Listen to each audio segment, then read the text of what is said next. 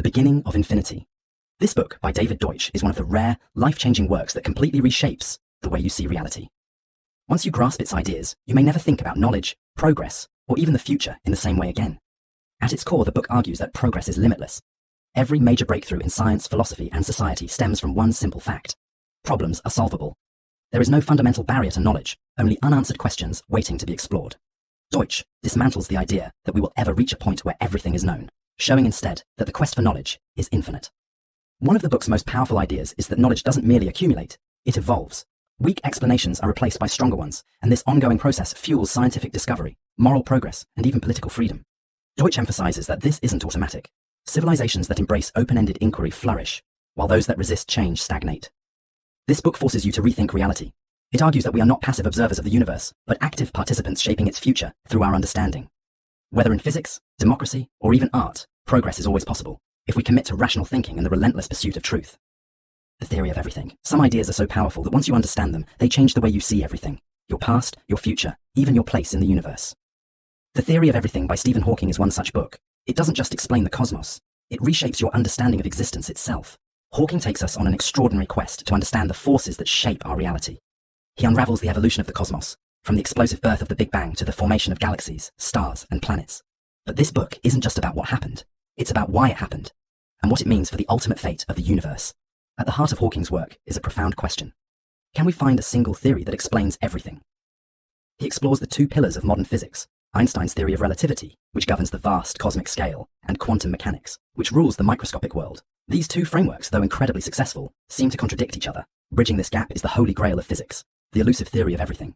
Hawking breaks down complex ideas with astonishing clarity, making the vast mysteries of black holes, space-time, and quantum uncertainty feel within reach. He challenges us to rethink concepts like the nature of time, suggesting that it might not be as linear or absolute as we assume. He also explores the possibility of a multiverse, where infinite versions of reality could coexist beyond our perception. But what makes the theory of everything truly transformative is not just its scientific depth, it's the way it forces us to confront our place in the cosmos. Are we insignificant specks in an indifferent universe? Or do we have a role in uncovering its deepest truths? Hawking's work suggests that understanding reality is not just a pursuit for scientists, it's a pursuit for all of us. Because once you grasp the grand design of the universe, the way you see your own existence will never be the same again. The Selfish Gene. Richard Dawkins's The Selfish Gene is a book that changes how you see life itself.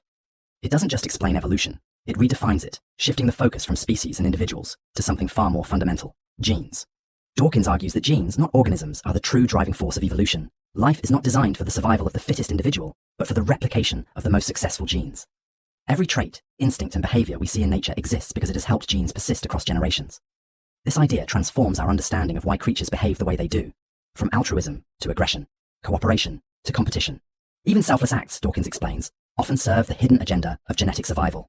One of the book's most eye-opening concepts is that evolution is not guided by intention or purpose. Genes do not want to spread. They simply do, through an endless trial and error process, where only the most effective replicators endure. This shift in perspective reveals the deep logic behind life's complexity, from the tiniest microbes to human societies. Yet, The Selfish Gene is not a cynical book. In fact, it shows that even in a world driven by genetic competition, cooperation and kindness can emerge as evolutionary strategies. It forces you to question long-held beliefs about identity, purpose, and even free will. Reading this book is like lifting a veil on the hidden mechanics of existence. It is a fundamental, mind-expanding work, one that leaves you seeing life and yourself in an entirely new way. Once you grasp its message, you may never think about nature, evolution, or human behavior the same way again. What It's Like to Be a Bat. This book by Thomas Nagel challenges everything we think we know about consciousness. We assume that science will eventually explain the mind, but Nagel argues that no amount of physical data, no brain scans, no chemical breakdowns, can ever truly capture what it feels like to be another conscious being. And to prove his point, he asks a simple but unsettling question. What is it like to be a bat? Bats navigate the world through echolocation, a form of perception so different from ours that we can only describe it in vague metaphors. No matter how much we study the bat's brain or its behavior, we can never experience the world as a bat does. This, Nagel argues, reveals the limits of a purely scientific, materialist view of consciousness. While we can break down the brain into neurons and signals, there remains an unbridgeable gap between objective facts and subjective experience, what philosophers call qualia. This is the essence of the mind-body problem. How can physical processes give rise to the richness of experience? Nagel's argument raises difficult questions about the nature of thought and perception. If consciousness is more than just computation and chemistry, can it ever be fully explained? Could a machine ever truly think and feel? Or will there always be something missing? And if every conscious being has an inner world that we can never access, What does that mean for how we understand and relate to others? What it's like to be a bat doesn't give us easy answers. Instead, it forces us to confront the fact that consciousness is still one of the greatest unsolved mysteries of existence. Man's search for meaning. When everything is taken from you, your home, your freedom, even your name, what remains? In the depths of suffering, when survival seems impossible, does life still have meaning? Viktor Frankl's Man's Search for Meaning is not just a book, it is a testimony to the resilience of the human spirit and a guide to finding purpose even in life's darkest moments. Frankl was not a detached observer of suffering. He was a prisoner in Auschwitz, subjected to unimaginable cruelty and loss. Yet, in the midst of it all, he made a remarkable discovery. Survival was not just about strength or luck. Those who endured longest were often the ones who held on to a sense of purpose. Whether it was the memory of a loved one, the dream of unfinished work, or the belief that their suffering had meaning, they had something that kept them going. From this experience, Frankl developed logotherapy, a school of thought that argues meaning is the primary driving force of human life. Unlike Freud's focus on pleasure or Nietzsche's emphasis on power, Frankl's insight was different. If a person has a why to live, they can endure almost any how. Even in the most brutal conditions, we always have one freedom left, the freedom to choose our response to suffering. This book is not comforting. It is challenging. It does not offer simple answers, nor does it promise happiness. Instead, it presents a truth that can change your life. Suffering is unavoidable, but within it, we can still find purpose. The question it leaves you with is inescapable. What meaning have you given to your life? Once you confront that, you may never see the world or yourself the same way again. The myth of Sisyphus. Life offers no explanations, no grand design, no built-in purpose. So why do we keep going? The Myth of Sisyphus by Albert Camus is a fearless confrontation with this unsettling reality, forcing us to question whether existence itself is an act of defiance. Rather than offering comforting answers, Camus challenges us to stare into the void and decide for ourselves. Is life still worth living when stripped of illusions? At the heart of Camus's philosophy is the concept of the absurd, the fundamental contradiction between our relentless search for meaning and the universe's indifferent silence. Unlike other philosophers who attempt to resolve this tension through faith or reason, Camus insists that we must embrace it. To illustrate this, he turns to the Greek myth of Sisyphus, condemned to roll a boulder up a hill for eternity, only to watch it roll back down each time. His struggle is endless, devoid of victory or escape. But does that make his existence meaningless? Camus argues that Sisyphus is not a tragic figure, but a rebellious one.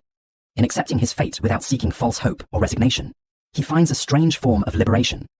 He is fully aware of the absurdity of his condition, yet he chooses to persist. And in that persistence, he reclaims his freedom. One must imagine Sisyphus happy, Camus writes, not because his suffering is erased, but because he has embraced it without illusion. This philosophy extends beyond myth into our daily lives. We chase careers, relationships, ambitions, hoping they will provide lasting fulfillment.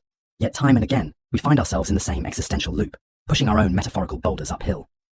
The absurd is not an abstract concept, it is the reality of being human. But instead of succumbing to despair, Camus challenges us to revolt, not through resignation or escape, but by living fully, without expecting the universe to justify itself. The Myth of Sisyphus is not a book of comfort, it is a book of defiance. It does not offer meaning, but demands that we create our own. In embracing the absurd, we reclaim our power. And in that moment of realization, existence is no longer a burden, it becomes a choice.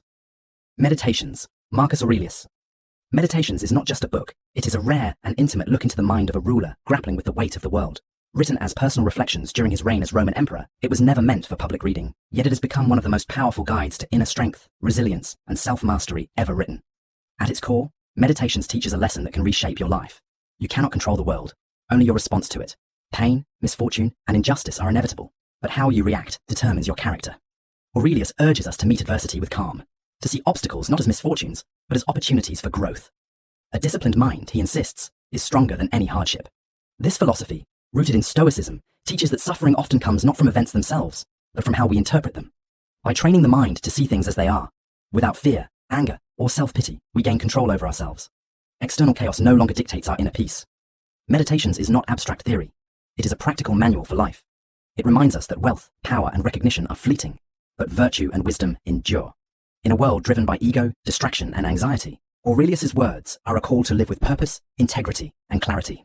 The wisdom in these pages is not meant to be admired, it is meant to be applied. Those who embrace its lessons will find themselves steadier, less shaken by life's turbulence, and more at peace with whatever comes their way. The real question is, are you ready to master yourself?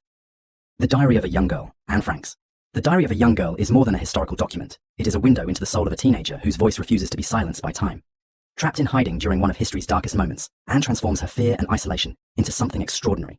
A deeply personal, honest, and heartbreaking account of hope in the face of despair. Through her diary, we witness not just the horrors of war, but the inner world of a young girl searching for meaning, love, and identity.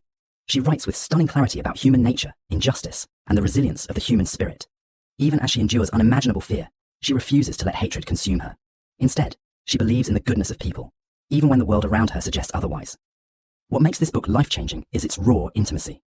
Anne is not just a historical figure, she is a voice that feels strikingly familiar. A reminder of lost innocence, unfulfilled dreams, and the fragility of life. Her words challenge us to reflect on our own existence.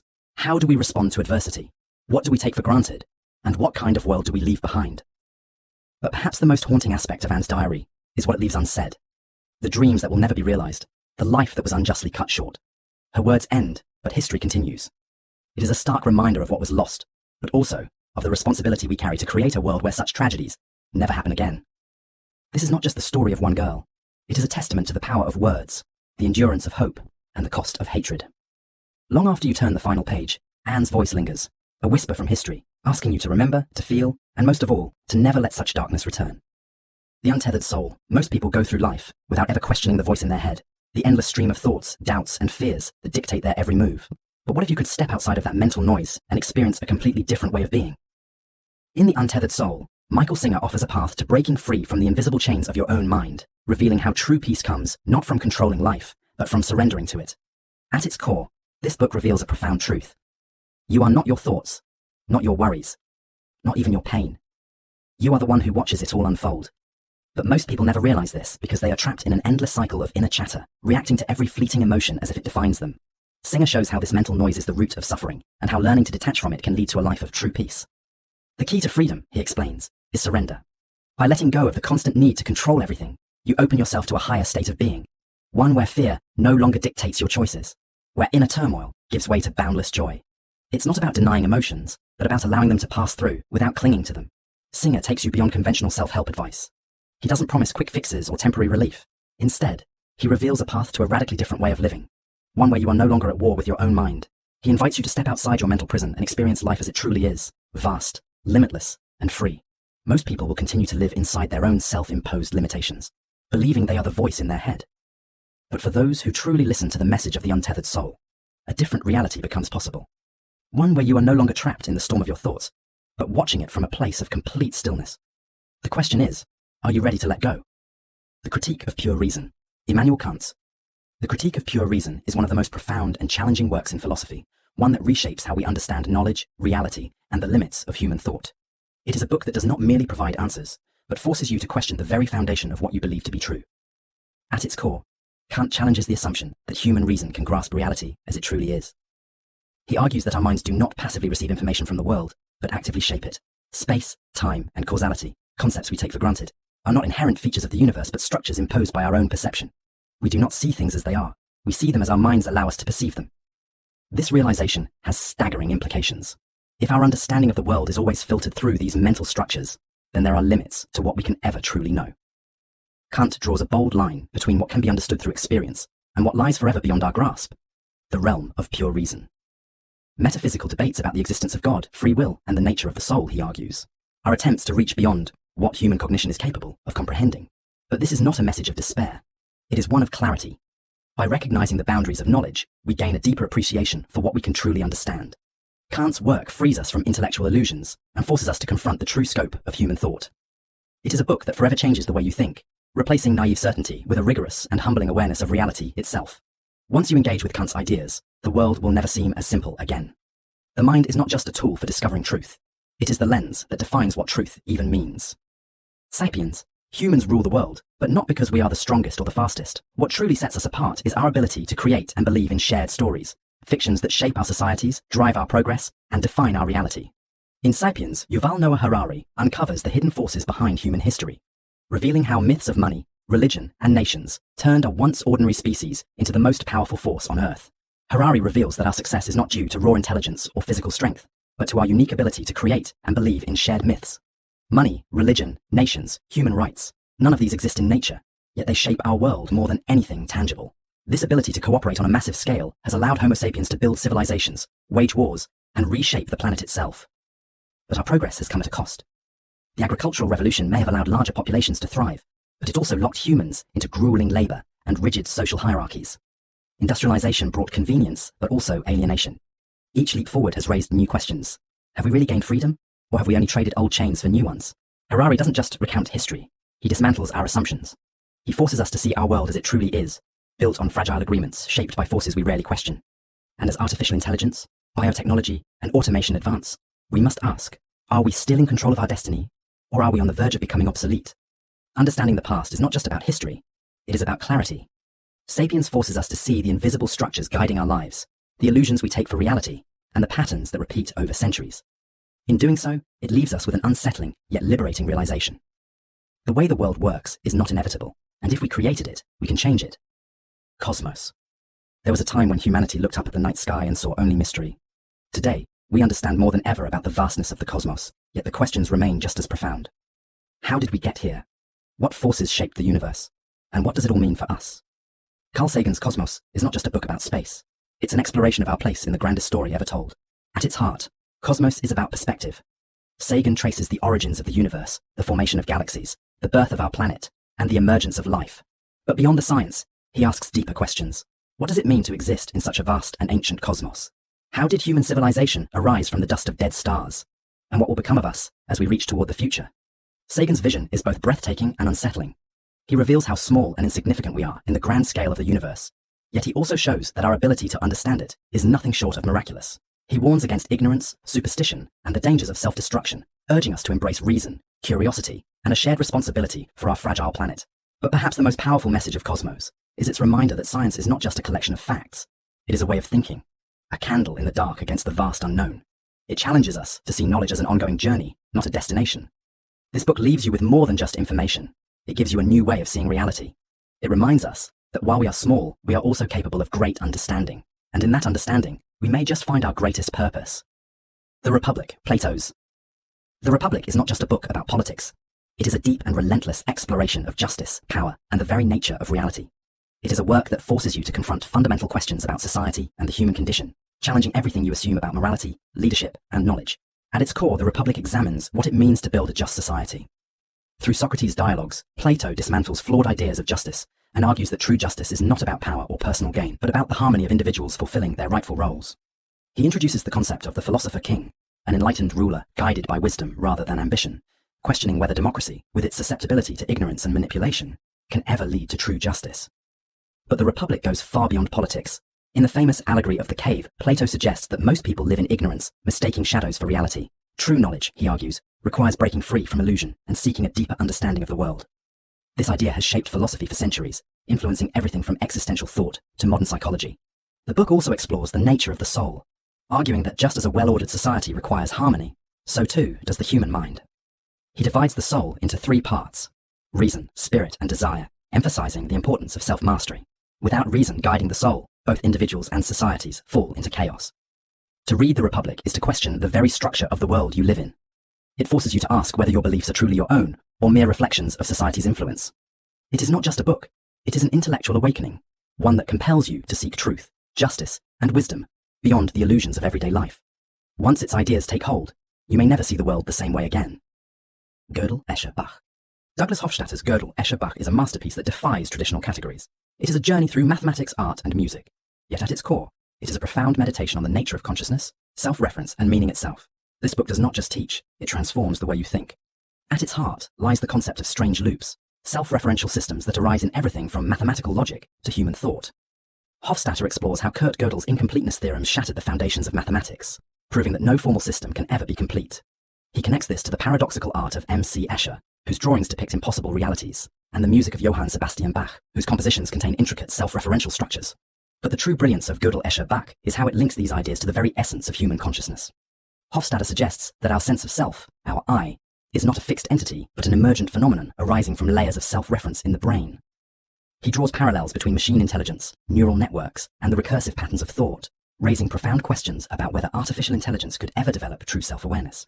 The book does not offer simple answers. Instead, it challenges you to think in entirely new ways. It blends logic with creativity, playfulness with rigor, and philosophy with science. The journey through its pages is both exhilarating and humbling, revealing hidden connections between disciplines that seem worlds apart. Gödel, Escher, Bach is not just a book you read, it is a book that reads you, reshaping your perception of thought, creativity, and what it truly means to be alive. Once you grasp its ideas, your understanding of the mind, mathematics, and the fabric of reality itself may never be the same again. The world as will and representation. Arthur Schopenhauer's The World as Will and Representation is a staggering exploration of existence, perception, and suffering. It is a book that forces you to confront the unsettling truth about reality. Beneath the world of appearances lies an unstoppable, blind force, the will. This primal drive, according to Schopenhauer, is the essence of all life, compelling us to chase desires that can never truly be satisfied. Every action, every ambition, every craving is merely an expression of this ceaseless force, ensuring that contentment remains forever out of reach. At the heart of this work is the idea that reality is not an objective structure, but a projection shaped by our minds. The world we see is merely a representation, a filtered version of something deeper and far more irrational. Schopenhauer argues that human existence is defined by an endless cycle of striving, where the fulfillment of one desire only gives birth to another, trapping us in perpetual suffering. Yet, Schopenhauer does not leave us without escape. He suggests that through art, aesthetic contemplation, and the suppression of desire, we can transcend the will's control and achieve a form of inner peace. Music, in particular, he claims, provides a direct glimpse into the essence of existence, offering a temporary reprieve from the struggles of life. He also explores themes of compassion and asceticism as paths to liberation, foreshadowing ideas found in Eastern philosophies like Buddhism. This is not a book that offers comforting illusions. It is a book that forces you to see the world for what it truly is. Schopenhauer's vision is haunting, yet strangely illuminating. To read the world as will and representation is to step beyond ordinary perception and into a radical, unsettling truth. Few books will challenge your understanding of life as profoundly as this one. The doors of perception. We think we see the world as it truly is. But what if our perception is nothing more than a dim, restricted version of reality? In The Doors of Perception, Aldous Huxley embarks on a radical exploration of human consciousness, documenting his experience with mescaline and the mind-altering revelations that followed. What he discovers is both astonishing and unsettling. Our everyday awareness is not the full picture, but a narrow sliver of something far more expansive. Huxley argues that the brain functions as a filtering system, stripping away the overwhelming depth of reality so that we can focus on survival. Psychedelics, he suggests, temporarily disrupt this filter, allowing us to perceive the world in its raw, unmediated brilliance. Ordinary objects become luminous and deeply significant. The distinction between self and surroundings begins to blur. Colors, textures, and sounds take on an almost divine intensity. For Huxley, these altered states are not hallucinations, but glimpses into a greater truth, one that art, religion, and mysticism have long sought to capture. But this book is not just about psychedelics, it is about the nature of perception itself. Huxley challenges us to reconsider the way we interpret reality, suggesting that our normal consciousness is shaped by language, habit, and cultural conditioning. If our minds operate with blinders on, what else might we be missing? The Doors of Perception is not just a memoir, it is an invitation to question the limits of the human mind. Huxley's insights are as provocative as they are transformative, urging us to see beyond the ordinary and embrace the possibility that reality is far more mysterious than we ever imagined. Once you begin to see through these doors, there is no turning back. The big picture. What if everything, your thoughts, emotions, and sense of self, is nothing more than the intricate dance of particles obeying physical laws? In The Big Picture, Sean Carroll takes us on a profound journey through science and philosophy, challenging us to rethink existence itself. This is not just a book about physics. It is an exploration of meaning, consciousness, and the very nature of reality. Carroll introduces a framework he calls poetic naturalism, the idea that while the universe is governed by strict physical laws, our experiences, values, and sense of purpose emerge naturally from its complexity. He tackles some of the deepest questions we can ask. What is reality made of? How did life arise from lifeless matter? Is consciousness merely an illusion? Through clear and compelling storytelling, Carroll weaves together quantum mechanics, thermodynamics, and evolutionary biology to show how everything we know fits into the grand structure of the cosmos. One of the book's most striking arguments is its rejection of dualism, the belief that the mind or soul exists separately from the physical world. Instead, Carroll argues that consciousness is a product of intricate material processes, making supernatural explanations unnecessary. He also explores free will, morality, and the search for meaning, showing that while the universe does not dictate purpose, we have the power to create it ourselves. Ultimately, The Big Picture is about more than just understanding the laws of nature. It is about what it means to be human. Carroll replaces comforting illusions with awe-inspiring truths, offering a perspective that is both humbling and empowering. For those ready to challenge their assumptions, this book will change not only how they see the universe, but how they live within it. Fooled by Randomness. Nassim Nicholas. Taleb's Fooled by Randomness is a wake-up call to anyone who believes success is solely the result of skill, intelligence, or hard work. This book dismantles our illusions of control, revealing how chance, luck, and randomness shape our lives far more than we like to admit. Taleb explores the hidden role of probability in everything, from financial markets to personal achievements. He shows how we fall for survivorship bias, mistakenly attributing success to talent, while ignoring the countless others who failed under the same conditions. The world, he argues, is not as predictable as we think, and our minds are wired to see patterns where none exist. We crave explanations, weaving stories of cause and effect, even when outcomes are largely determined by randomness. This book also forces us to question the way we make decisions. Are we truly in control, or are we just reacting to randomness disguised as certainty? Taleb warns against overconfidence, reminding us that even the most sophisticated models can crumble under the weight of the unknown. He critiques the financial world's illusion of predictability, where traders and investors often mistake lucky streaks for skill until an unforeseen event wipes them out. But Fooled by Randomness is not a pessimistic book. It's an empowering one. Once we recognize the role of chance, we can make better decisions, become more skeptical of empty predictions, and develop a mindset that thrives in uncertainty. Instead of chasing illusions of certainty, we learn to embrace probabilities, understanding that resilience and adaptability matter more than false confidence. This book is not just about probability. It's about seeing reality as it truly is. It shifts your perception of success, failure, and decision-making in ways that will permanently alter how you view the world. Behave. This book by Robert Sapolsky is an extraordinary deep dive into the science of human behavior, tackling one of the most complex questions of all. Why do we do what we do? This book unravels the intricate web of biology, psychology, and culture that shapes every decision we make, from moments of kindness to acts of violence. It dismantles the illusion that we act in isolation, showing instead that every choice we make is the culmination of influences stretching back seconds, years, and even millennia. Sapolsky takes us on a journey through time, starting with the milliseconds before an action occurs, how neurons fire, how hormones surge, before stepping back to explore the deeper roots of behavior. What happened in the preceding hours to shape our emotions?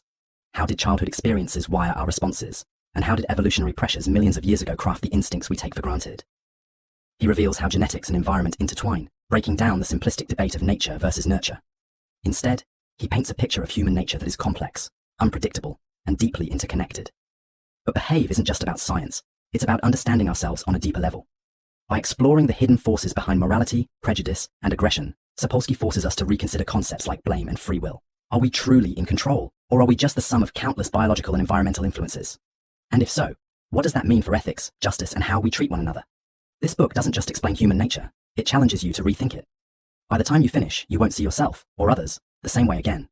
Behave doesn't just inform, it transforms the way you perceive human actions, leaving you with a newfound awareness of the invisible forces shaping every aspect of life.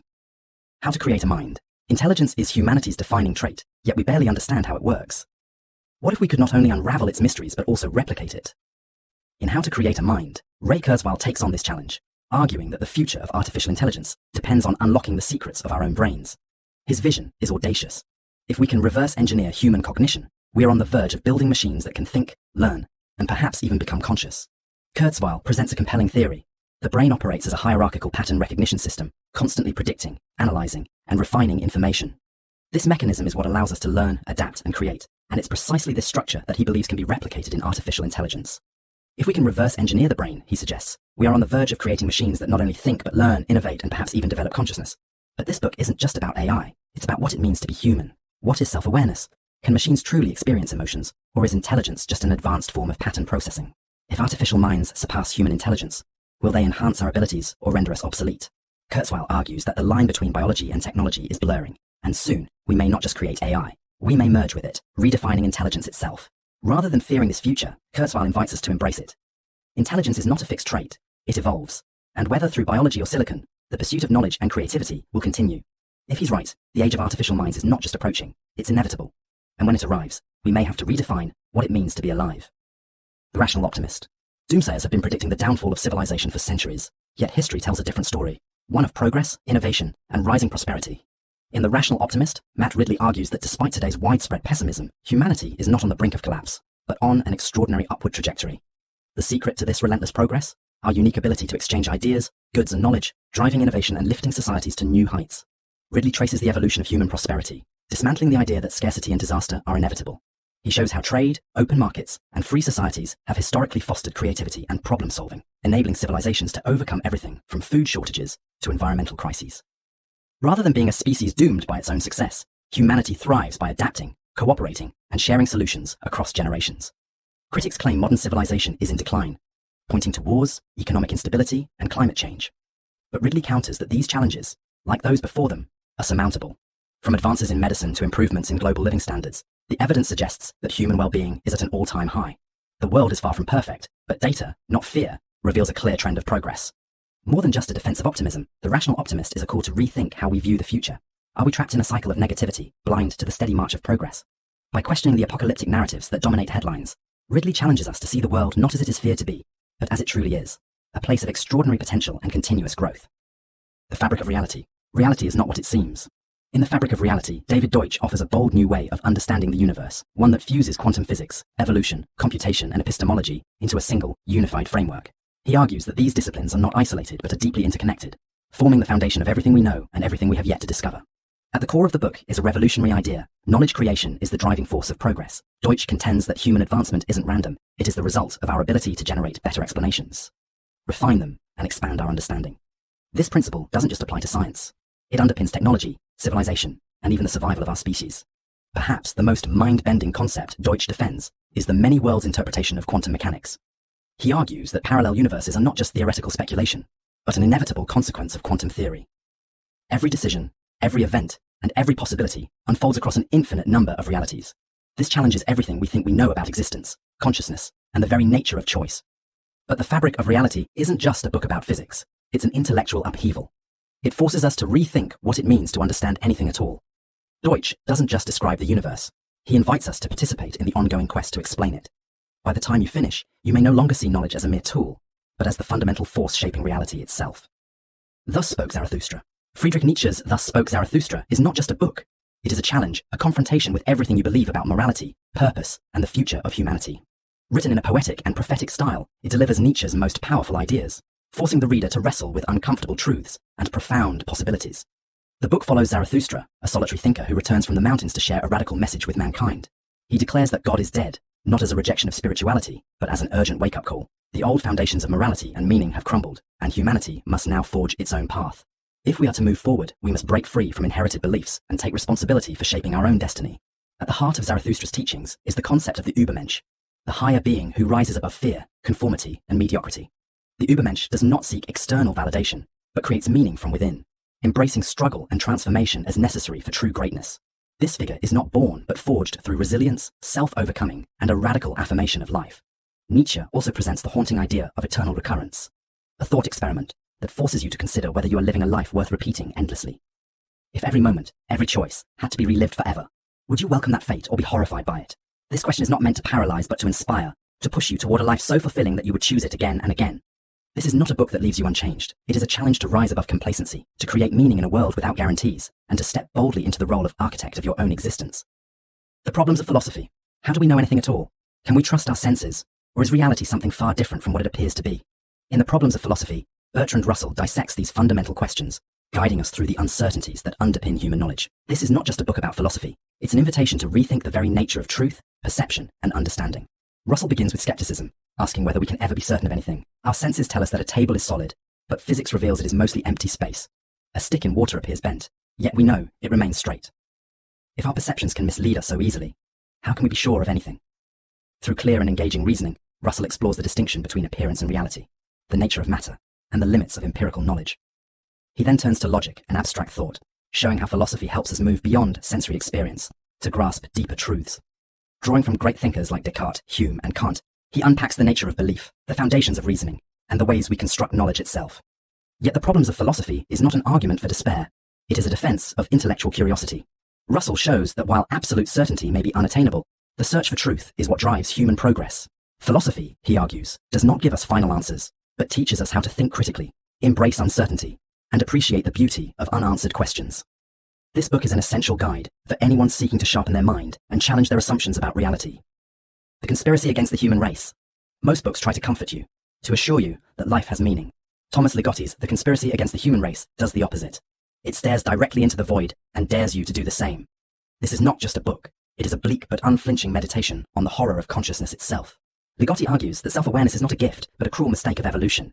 Unlike other creatures that live without questioning their existence, humans are burdened with the knowledge of their own mortality, the futility of their struggles, and the inescapable nature of suffering. We are, in his view, puppets who have become aware of our own strings, trapped in a reality that offers no inherent purpose, only the illusion of meaning to keep us going.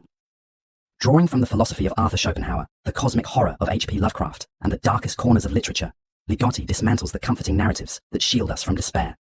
He suggests that optimism is not wisdom but a biological trick, a delusion that keeps us from seeing the world for what it truly is, indifferent, empty, and grotesquely absurd. But this book is not about nihilism for its own sake. It is a challenge, an invitation to strip away illusions and confront reality as it is. Whether you reject Ligotti's conclusions or find them disturbingly resonant, one thing is certain. Once you have read The Conspiracy Against the Human Race, you cannot unread it. When breath becomes air. At what point does a life stop being about the future and start being about the present?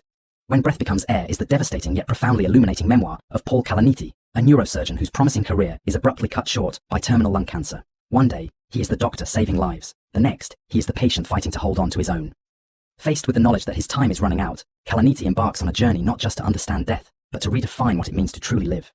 With a sharp, philosophical mind and the heart of a poet, Kalanithi reflects on the nature of mortality, the pursuit of meaning, and the intersection of science and the human spirit. As he transitions from healer to patient, he grapples with impossible questions. If life is short, what makes it worth living? How do we measure a meaningful existence? These reflections, drawn from his experiences in medicine, literature, and his own suffering, create a deeply personal, yet universally resonant meditation on life's fragility. But this book is not just about dying, it's about embracing the time we have. Even as his body fails him, Kalanithi chooses to keep moving forward, returning to work, writing, becoming a father. His words remind us that meaning is not found in how long we live, but in how deeply we engage with life. When Breath Becomes Air is not simply a memoir, it is a wake-up call to appreciate every moment. It leaves readers with a haunting, yet beautiful truth. In the face of death, we can either surrender or choose to live with purpose until our final breath. The elegant universe. Reality is not what it seems. Beneath the familiar world of stars, atoms, and forces lies a hidden framework, so bizarre, it defies common sense. In the elegant universe, physicist Brian Greene takes us on a mind-expanding journey through space, time, and the deepest structures of reality. If you've ever questioned what the universe is truly made of, this book will shatter your expectations and leave you awestruck by the sheer complexity of existence. At the heart of Greene's exploration is string theory, a revolutionary idea that suggests the universe's fundamental building blocks are not particles, but minuscule vibrating strings. These strings, oscillating in dimensions beyond human perception, may hold the key to uniting the two great pillars of modern physics: Einstein's theory of relativity, which explains the grand structure of the cosmos, and quantum mechanics, which governs the chaotic world of the subatomic. For decades, these theories have stood in contradiction, but string theory offers a potential bridge, a single framework that could explain everything. But the elegant universe isn't just about equations. It challenges our understanding of reality itself. Space and time may not be fundamental, but emergent properties of a deeper, hidden order. The universe may contain extra dimensions curled up beyond our perception, or even parallel worlds governed by unseen forces. Greene's lucid explanations transform these mind-bending concepts from abstract mathematics into tangible ideas, making them feel just within reach. This book is more than a lesson in physics. It's an invitation to see the universe through new eyes. Once you glimpse the elegant structure beneath existence, your sense of reality will never be the same again. The first 3 minutes. Before there were galaxies, before there were stars, before there was even light, the universe was a dense, seething cauldron of energy.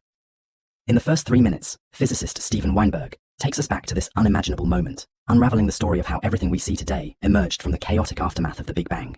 If you have ever wondered how something arose from nothing, or why the cosmos exists in its present form, this book offers answers that will forever change your perspective on reality.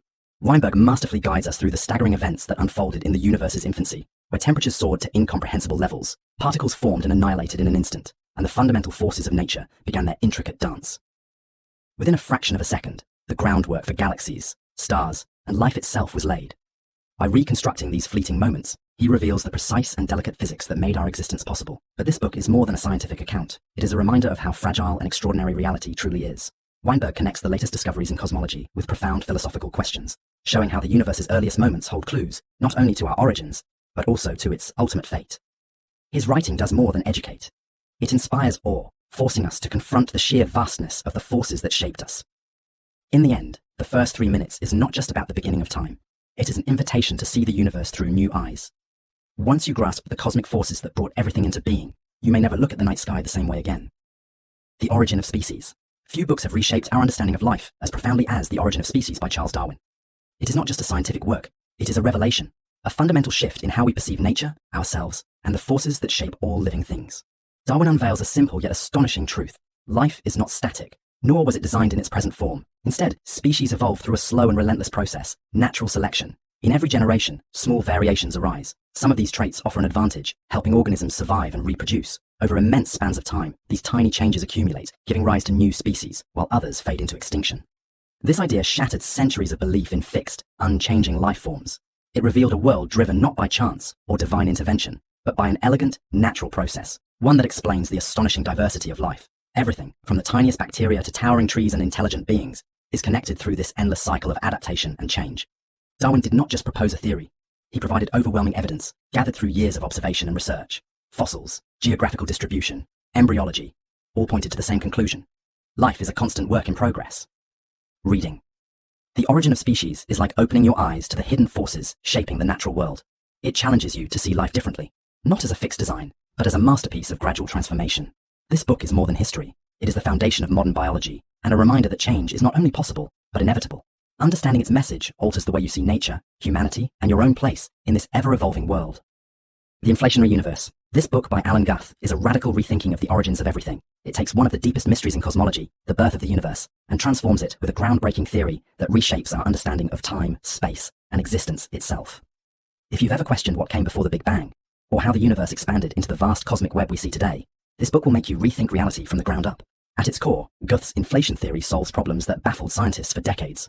How did the universe grow so uniformly, despite the randomness of quantum mechanics? Why does space appear so flat when gravity should have curved it long ago?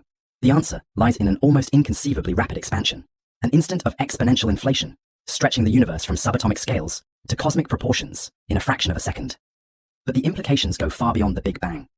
Inflation suggests that our universe may be just one of many, part of an endless multiverse, where new universes are constantly bubbling into existence. This idea challenges everything we think we know about reality, hinting that what we see is only a tiny fragment of an unimaginably vast cosmic landscape. More than a scientific theory, the inflationary universe is a testament to human ingenuity, the ability to peer into the deep past and decode the mechanisms that gave rise to everything. It is a book that forces you to question your assumptions about time, space, and the fundamental nature of reality itself. And once you grasp its ideas, you may never think of the universe the same way again. A Universe from Nothing. Lawrence Krauss's book, A Universe from Nothing, is a daring exploration of one of the most fundamental questions in existence. Why is there something rather than nothing? If you've ever struggled with the idea of how the universe could arise without a creator, this book delivers an answer rooted in the laws of physics, one that is as unsettling as it is awe-inspiring. Krauss dismantles the assumption that nothing is truly empty. In the quantum world, empty space is never truly void. It seethes with energy, constantly producing and annihilating particles. The universe itself, he argues, could have emerged from this quantum nothingness, driven by the forces of physics alone. In this view, the cosmos is not the product of divine intervention, but a natural consequence of how reality operates at its most fundamental level. But this book goes far beyond just explaining origins. Krauss takes us through the stunning discoveries of modern cosmology, the accelerating expansion of the universe, the nature of dark energy, and the ultimate fate of everything. He paints a picture of a cosmos that is not only stranger than we imagine, but stranger than we can imagine. This is not just a book about science, it is a book about shifting perspectives. It challenges our deepest assumptions about existence and forces us to confront a reality where the universe requires no external cause, where something can and does emerge from nothing. And once you absorb these ideas, the very concept of existence will never feel the same again. What is life? Erwin Schrödinger's What is Life? Is a daring attempt to bridge physics and biology, seeking to answer one of the most profound questions of existence: what makes life different from inanimate matter? In this small yet monumental work, Schrödinger lays the groundwork for modern molecular biology, forever changing our understanding of life itself. At the heart of the book is the idea that life operates within the laws of physics, yet defies the chaotic tendencies of the universe. Schrödinger introduces the concept of negative entropy, explaining how living organisms maintain order by extracting energy from their surroundings. This insight would later influence the discovery of DNA's structure, providing a theoretical foundation for the genetic code. But what is life? Goes beyond biology. Schrödinger questions whether life's essence can be reduced to mere physical and chemical interactions, or if something deeper is at play. He explores the implications of quantum mechanics in biological processes, an idea that remains controversial, yet continues to inspire research in fields like quantum biology, artificial intelligence, and consciousness studies. The book also challenges our understanding of free will and determinism. If the molecules within us obey strict physical laws, where does human agency fit in? Is life simply an inevitable outcome of physics, or is there something irreducible about living systems? Schrödinger's ideas push the boundaries of what we consider possible, daring us to look at life from an entirely new perspective. This is not just a book about science, it is a philosophical challenge. It forces you to confront the very nature of existence and question whether life is simply a complex arrangement of molecules or something more profound. What is life? Does not hand you answers. It dares you to think beyond the boundaries of conventional wisdom. Once its ideas take hold, they linger, reshaping the way you perceive not only biology, but the very fabric of reality. Being in time, most people move through life without ever truly questioning what it means to exist. But what if everything you take for granted, your sense of self, your understanding of time, your relationship with the world, was built on assumptions you've never examined? In Being in Time, Martin Heidegger dismantles our everyday understanding of existence, forcing us to confront the deepest and most unsettling question of all. What does it mean to be? This book is not just philosophy. It's an intellectual earthquake, shaking the very foundations of how we understand reality and ourselves. Heidegger introduces the concept of Dasein, the unique mode of being that defines human existence. Unlike objects that simply exist, humans are aware of their existence, constantly interpreting their place in the world. He argues that we are not isolated minds observing reality from a distance, but beings fundamentally shaped by our experiences, culture, and relationships. At the heart of his analysis is time. Our past shapes our present, and our awareness of death casts a shadow over everything we do. Heidegger challenges us to stop living inauthentically, conforming to societal expectations, and instead embrace the finite nature of life with full awareness. This book is dense, complex, and often frustrating, but its impact is undeniable. Heidegger's insights have influenced existentialism, psychology, literature, and even artificial intelligence. He forces us to ask, are we truly living, or just passing time? Being and time does not offer easy answers, but it will leave you with a deeper, more profound awareness of your own existence. After reading it, even the simplest moments, walking through a city, watching the sunset, take on a new, almost sacred significance. Life is fleeting, and Heidegger urges you to wake up before it's too late. The pleasure of finding things out. The greatest joy in life might not be in knowing, but in discovering. The Pleasure of Finding Things Out is a brilliant collection of reflections by Richard Feynman, a physicist whose boundless curiosity and deep love for learning made him one of the most extraordinary thinkers of the 20th century. More than just a book on science, this work is a passionate defense of intellectual honesty, critical thinking, and the relentless pursuit of truth. It is an invitation to see the world through the eyes of a man who never stopped questioning, never stopped wondering, and never stopped delighting in the mysteries of the universe. Feynman's essays and interviews span a wide range of topics: science, education, philosophy, and even the art of problem solving. He reveals how true scientific thinking is not about memorizing facts, but about learning how to ask the right questions. With characteristic wit and clarity, he dismantles common misconceptions, explains the beauty of scientific inquiry, and highlights the dangers of dogma and blind faith. His insights extend beyond physics, touching on the importance of doubt, the necessity of failure, and the sheer joy of uncovering how things work. Whether he is discussing the atomic bomb, the Challenger disaster, or his own adventures in safe-cracking and bongo playing, Feynman's infectious enthusiasm makes every idea come alive. At its core, this book is about the thrill of discovery, the sheer uncontainable excitement of understanding something new. Feynman reminds us that curiosity is not just for scientists. It is a way of life, a mindset that keeps the world endlessly fascinating.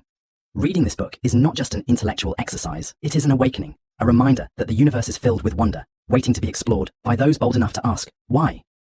Guns, germs, and steel. Why did some civilizations rise to global dominance while others remained marginalized? In Guns, Germs, and Steel, Jared Diamond dismantles the notion that history unfolded the way it did because of inherent differences in intelligence or ability between peoples. Instead, he reveals a deeper, more unsettling truth. Geography, environment, and chance shaped the fate of civilizations. Diamond traces how access to domesticable plants and animals allowed some societies to develop agriculture early, freeing them from the limitations of hunting and gathering. This surplus of food led to the rise of complex societies, technological innovation, and written language, advantages that would later allow certain civilizations to dominate others. But the most unexpected force of conquest wasn't just weapons or strategy, it was disease. Societies with long histories of farming lived in close proximity to domesticated animals, inadvertently developing immunity to deadly pathogens. When European explorers set sail, they unknowingly carried diseases like smallpox and measles, devastating indigenous populations who had no immunity. This book forces us to rethink the forces behind historical power imbalances. It challenges the idea that success is purely a product of intelligence or hard work, revealing how deep-rooted environmental factors played a decisive role in shaping the modern world. It also raises pressing questions about inequality today. How much of our present reality is shaped by the past in ways we rarely consider? Guns, Germs, and Steel is more than just history. It's a revelation. It forces you to confront the hidden structures that have shaped civilization, changing the way you see the world forever. Our Mathematical Universe. This Max Tegmark's book presents a radical and astonishing idea. Reality itself is not just described by mathematics, it is mathematics. This is not just a book about numbers and equations, it is a deep exploration of the nature of existence, consciousness, and the ultimate structure of reality. Tegmark argues that everything we perceive, from the smallest particles to the largest galaxies, is part of a vast mathematical structure. The laws of physics, rather than being arbitrary, emerge naturally from the fundamental principles of mathematics. This leads to one of the most mind-bending conclusions in modern science. We may live in a multiverse, an infinite collection of parallel realities, where every possible version of events plays out. In some of these universes, you might not exist at all, while in others, an entirely different version of you could be living a different life. But our mathematical universe is more than just an abstract theory. It forces us to reconsider what it means to be conscious beings in a seemingly cold mathematical world. If reality is pure mathematics, then what is free will? What is meaning? Are we simply patterns within an eternal, unchanging equation? The implications of this idea stretch beyond physics, touching on philosophy, identity, and the very foundations of what we call reality. Tegmark's ideas are both unsettling and awe-inspiring. This book challenges the way we understand the universe, pushing us beyond our intuitive assumptions about reality. Whether or not you accept his conclusions, the questions he raises will stay with you long after you finish reading. To engage with our mathematical universe is to confront the possibility that everything, our lives, our choices, even the universe itself, is part of an intricate, eternal mathematical tapestry. It is a book that reshapes how you think about existence itself. The problems of philosophy. How do we know anything at all? Can we trust our senses? Or is reality something far different from what it appears to be? In The Problems of Philosophy, Bertrand Russell dissects these fundamental questions, guiding us through the uncertainties that underpin human knowledge. This is not just a book about philosophy. It's an invitation to rethink the very nature of truth, perception, and understanding. Russell begins with skepticism, asking whether we can ever be certain of anything. Our senses tell us that a table is solid, but physics reveals it is mostly empty space. A stick in water appears bent, yet we know it remains straight. If our perceptions can mislead us so easily, how can we be sure of anything? Through clear and engaging reasoning, Russell explores the distinction between appearance and reality, the nature of matter, and the limits of empirical knowledge. He then turns to logic and abstract thought, showing how philosophy helps us move beyond sensory experience to grasp deeper truths. Drawing from great thinkers like Descartes, Hume, and Kant, he unpacks the nature of belief, the foundations of reasoning, and the ways we construct knowledge itself. Yet The Problems of Philosophy is not an argument for despair. It is a defense of intellectual curiosity. Russell shows that while absolute certainty may be unattainable, the search for truth is what drives human progress. Philosophy, he argues, does not give us final answers, but teaches us how to think critically, embrace uncertainty, and appreciate the beauty of unanswered questions. This book is an essential guide for anyone seeking to sharpen their mind and challenge their assumptions about reality. The order of time. Time feels like the one constant in our lives, unstoppable, universal, and absolute. But what if everything we believe about time is wrong? In The Order of Time, physicist Carlo Rovelli dismantles our deepest assumptions about time's nature, revealing a reality far stranger than we ever imagined. Rovelli takes us on a journey through Einstein's relativity and quantum mechanics, showing that time is not a rigid flow, but a shifting, fluid entity. A clock on a mountain runs faster than one in a valley. The distinction between past and future begins to blur. And at the most fundamental level of physics, time may not even exist in the way we experience it. But this book is not just about science. It's about how these discoveries reshape our understanding of existence. If time is not an absolute force, what does that mean for our memories, our choices, and the meaning we assign to our lives? Rovelli argues that time is not something external. It's something we create, a way of making sense of an ever-changing universe. Reading The Order of Time is like stepping outside the framework of reality itself. It challenges you to rethink not just time, but the way you experience every moment of your life. And once you grasp its revelations, the world, and your place in it, will never look the same again. Complexity. The world around us is bursting with complexity. Weather patterns shift unpredictably, cities grow without a master plan, and intelligence emerges from networks of simple neurons. But what if all of this intricate order arises from the same underlying principles? Melanie Mitchell's Complexity reveals the hidden laws that govern the most sophisticated systems in nature, technology, and human society. At its core, complexity science challenges the traditional, reductionist way of understanding reality. Instead of breaking things down into isolated parts, it looks at how patterns, self-organization, and adaptation emerge when simple elements interact. Ant colonies, immune systems, financial markets, none are centrally controlled, yet all display intelligence and resilience far beyond their individual components. Mitchell takes you through the revolutionary insights of pioneers like John von Neumann, Alan Turing, and Stuart Kauffman, showing how complexity science bridges fields as diverse as physics, biology, and artificial intelligence.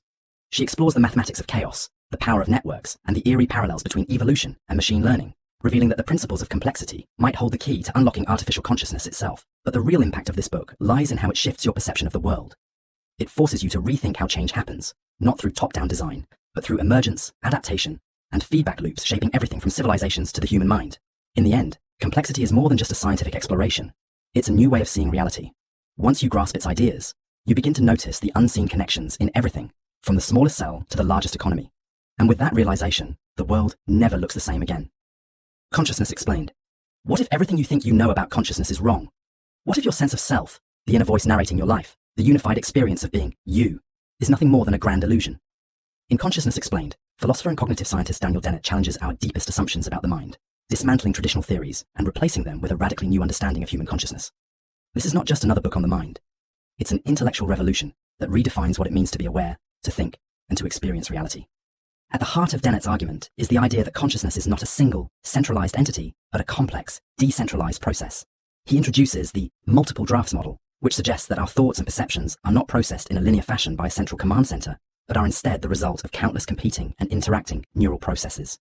What we call conscious experience is merely the brain's best attempt at making sense of this chaotic system, crafting a coherent but ultimately deceptive narrative.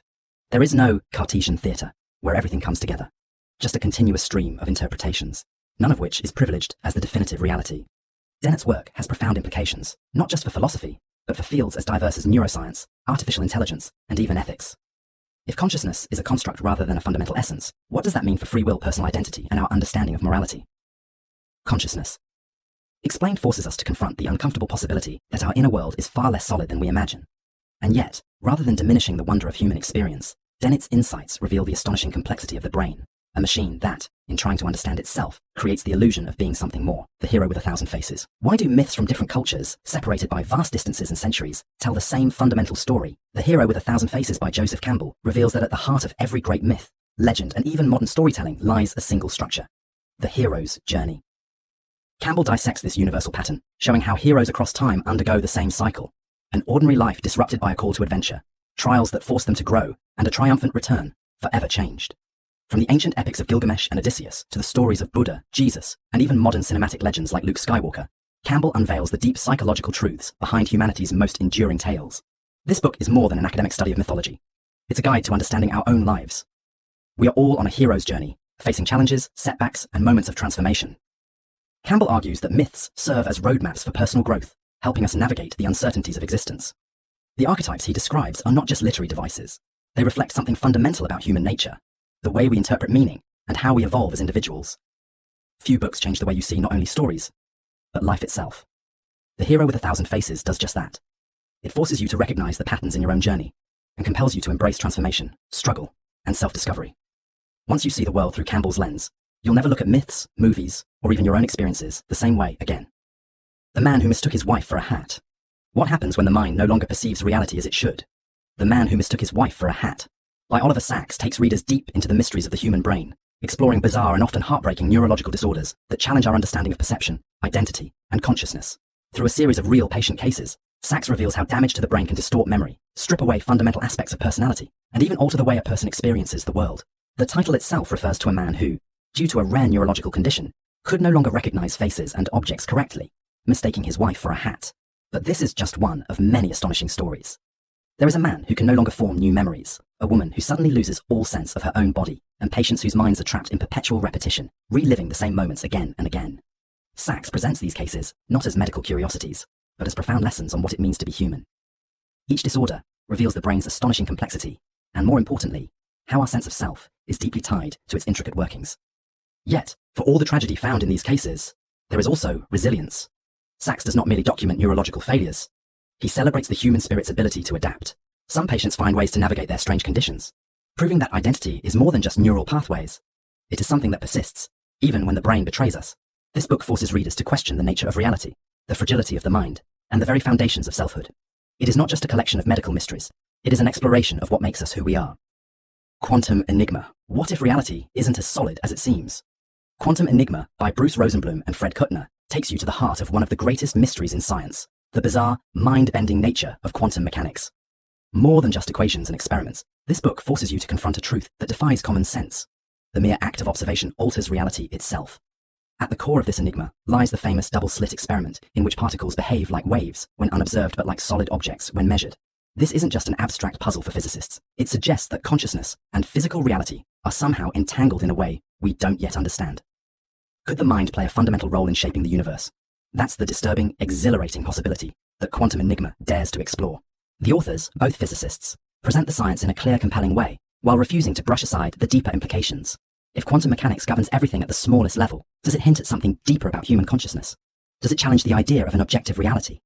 These questions go beyond physics, touching philosophy, free will, and even the nature of existence itself. This book doesn't offer easy answers, but it forces you to see the universe differently. If the foundations of reality are this strange, what does that mean for us? Quantum Enigma is more than just a book. It's an invitation to step beyond the limits of ordinary thinking and embrace the true, unsettling nature of the cosmos. The body keeps the score. Imagine carrying an invisible wound, one that doesn't heal with time but lingers in the body, reshaping the way you think, feel, and experience the world. The Body Keeps the Score by Bessel. Van der Kolk is a revolutionary exploration of trauma, revealing how deeply past suffering imprints itself on the mind and body. Trauma isn't just a memory. It's a living force that alters brain function, disrupts emotions, and even rewires the nervous system. For those who have endured abuse, war, neglect, or loss, the scars don't just exist in the past. They manifest in anxiety, depression, chronic pain, and self-destructive behaviors. Van der Kolk, a leading psychiatrist in trauma research, takes readers on a journey through the latest neuroscience and psychological insights, exposing how traumatic experiences reshape the brain's fear circuitry, dull the ability to feel joy, and sever connections between the rational and emotional mind. He explores how traditional talk therapy often falls short in addressing these deeply ingrained wounds and introduces groundbreaking treatments that help trauma survivors reclaim their lives. From yoga and meditation to EMDR, eye movement desensitization and reprocessing, and neurofeedback, The book presents a new understanding of healing, one that engages both mind and body. More than just a study of trauma, The Body Keeps the Score is a guide to resilience. It illuminates the path toward recovery, proving that while trauma can trap people in cycles of pain, healing is possible. By bridging science, personal stories, and innovative therapies, this book challenges us to rethink mental health and recognize that the body itself holds the key to reclaiming peace. Once you understand how trauma reshapes the self, you will never look at human suffering or healing the same way again. The end of everything. The universe will not last forever. Every star, every galaxy, and every force that shapes reality is on borrowed time. In the end of everything, astrophysicist Katie Mack takes us on a gripping journey to the ultimate fate of the cosmos, exploring the shocking ways it all might end. While we often marvel at the universe's vastness, this book asks a more unsettling question. How does it all disappear? Mack unpacks 5 scientifically plausible scenarios for the universe's demise, each more mind-bending than the last. Will everything be torn apart in a big rip as dark energy accelerates space to its breaking point? Will the cosmos slowly freeze in a heat death, where all motion ceases and nothing interesting ever happens again? Perhaps the universe will collapse in a big crunch, only to be reborn in a cycle of endless destruction and creation. And then, there's the most chilling possibility of all, vacuum decay, an unpredictable event that could erase everything in an instant, rewriting the very laws of physics. But the end of everything is not a story of doom. It's a celebration of cosmic curiosity. By contemplating the end, we gain a deeper appreciation for the present, for the fleeting beauty of existence, and for the incredible fact that we are here to witness it at all. The universe may have an expiration date, but while it lasts, we have the privilege of understanding it. And once you glimpse reality through this perspective, your place in the cosmos will never feel the same again. The Varieties of Scientific Experience. Carl Sagan's The Varieties of Scientific Experience is a profound meditation on the intersection of science, philosophy, and the human search for meaning. It challenges us to confront the vastness of the cosmos, not with fear, but with a deep sense of wonder. If you've ever questioned humanity's place in the universe, this book will take you on a journey that reshapes your understanding of existence itself. At its heart, the book explores the tension between science and religion, arguing that true spirituality is not found in dogma, but in the awe-inspiring truths uncovered by scientific inquiry. Sagan dismantles our Earth-centric perspective, reminding us that we are a mere speck in an unfathomably large universe. Yet this realization should not diminish us. Instead, it should inspire humility, curiosity, and a commitment to reason over superstition. Through a sweeping exploration of astronomy, evolution, and the nature of intelligence, Sagan invites us to contemplate the possibility of extraterrestrial life, the fragility of our planet, and the ethical responsibility that comes with knowledge. He warns against the dangers of scientific illiteracy, emphasizing that only through rational thinking can humanity navigate the challenges ahead. But perhaps the book's greatest power lies in its ability to replace existential dread with cosmic perspective. It reminds us that science is not cold or impersonal. It is a deeply human pursuit, filled with wonder and beauty. It does not diminish the mystery of existence, but enriches it, offering a way to find meaning not in myths, but in the grandeur of reality itself. Once you see the universe through Sagan's eyes, the world will never feel small again. Meditations on First Philosophy. What if everything you believe, everything you see, hear, and feel was a lie? How can you be sure the world around you isn't just an illusion? Meditations on First Philosophy by René Descartes is one of the most groundbreaking works in the history of thought, stripping away every assumption to find a foundation of absolute certainty. With relentless skepticism, Descartes embarks on an intellectual journey that reshapes our understanding of reality, knowledge, and existence itself. At the core of this work is Descartes' method of doubt. He questions everything, his senses, his memories, even the existence of the physical world, because they can all be deceived. What if a powerful, malicious demon were manipulating his perceptions? Is there anything that cannot be doubted? From this radical skepticism, he arrives at a single, undeniable truth. Cogito, ergo sum. I think, therefore I am. No matter how much he doubts, he cannot doubt that he is thinking, and thus, he must exist. This revelation becomes the bedrock upon which he rebuilds his understanding of reality. From this foundation, Descartes seeks to prove the existence of God and the separation between mind and body. He argues that our ability to conceive of perfection suggests the existence of a perfect being, and that our minds, capable of reason and introspection, must be distinct from the material world. His ideas gave rise to modern philosophy, influencing everything from science to artificial intelligence. But Meditations is more than an abstract exercise in logic. It's a personal, almost spiritual reckoning with the nature of human existence. Descartes forces us to confront the uncomfortable idea that much of what we assume to be true could be a deception, whether by our own minds or by some external force. Yet, through this radical skepticism, he finds a path to certainty, providing a method of rigorous thinking that remains profoundly influential. Whether or not one accepts his conclusions, engaging with Descartes' Meditations is like stepping into a mental battlefield, one where the stakes are nothing less than reality itself. The Botany of Desire. What if plants have shaped human civilization as much as we have shaped them? In The Botany of Desire, Michael Pollan challenges our traditional view of nature by revealing a strikingly reciprocal relationship between humans and plants. We often think of domestication as something we impose on the natural world, but what if apples, tulips, marijuana, and potatoes have used us just as much as we have used them? Pollan presents a compelling argument. Plants, through their evolutionary brilliance, have adapted to fulfill human desires, sweetness, beauty, intoxication, and control, ensuring their survival and expansion across the globe. Each chapter of the book explores one of these desires through the lens of a specific plant. The apple represents sweetness, tracing its journey from the wild forests of Kazakhstan to orchards worldwide, where its diversity has been tamed by human cultivation. The tulip embodies beauty, demonstrating how a single flower could incite economic hysteria in 17th century Holland. Marijuana represents intoxication, raising profound questions about why humans seek altered states and how plants have evolved potent chemical defenses that double as sources of human pleasure. Finally, the potato symbolizes control, illustrating how our dependence on monocultures, like the genetically uniform potato crops that led to the Irish famine, reveals the risks of manipulating nature too aggressively. This book transforms the way we see the natural world, showing that our relationship with plants is not one of simple dominance, but of deep interconnection. Holland's insights force us to reconsider our place in nature, not as masters of it, but as co-evolutionary partners in a vast, intricate system. In The Botany of Desire, he reminds us that by shaping the plants we cultivate, we are also shaping ourselves, our diets, our economies, and even our consciousness. The mind of God.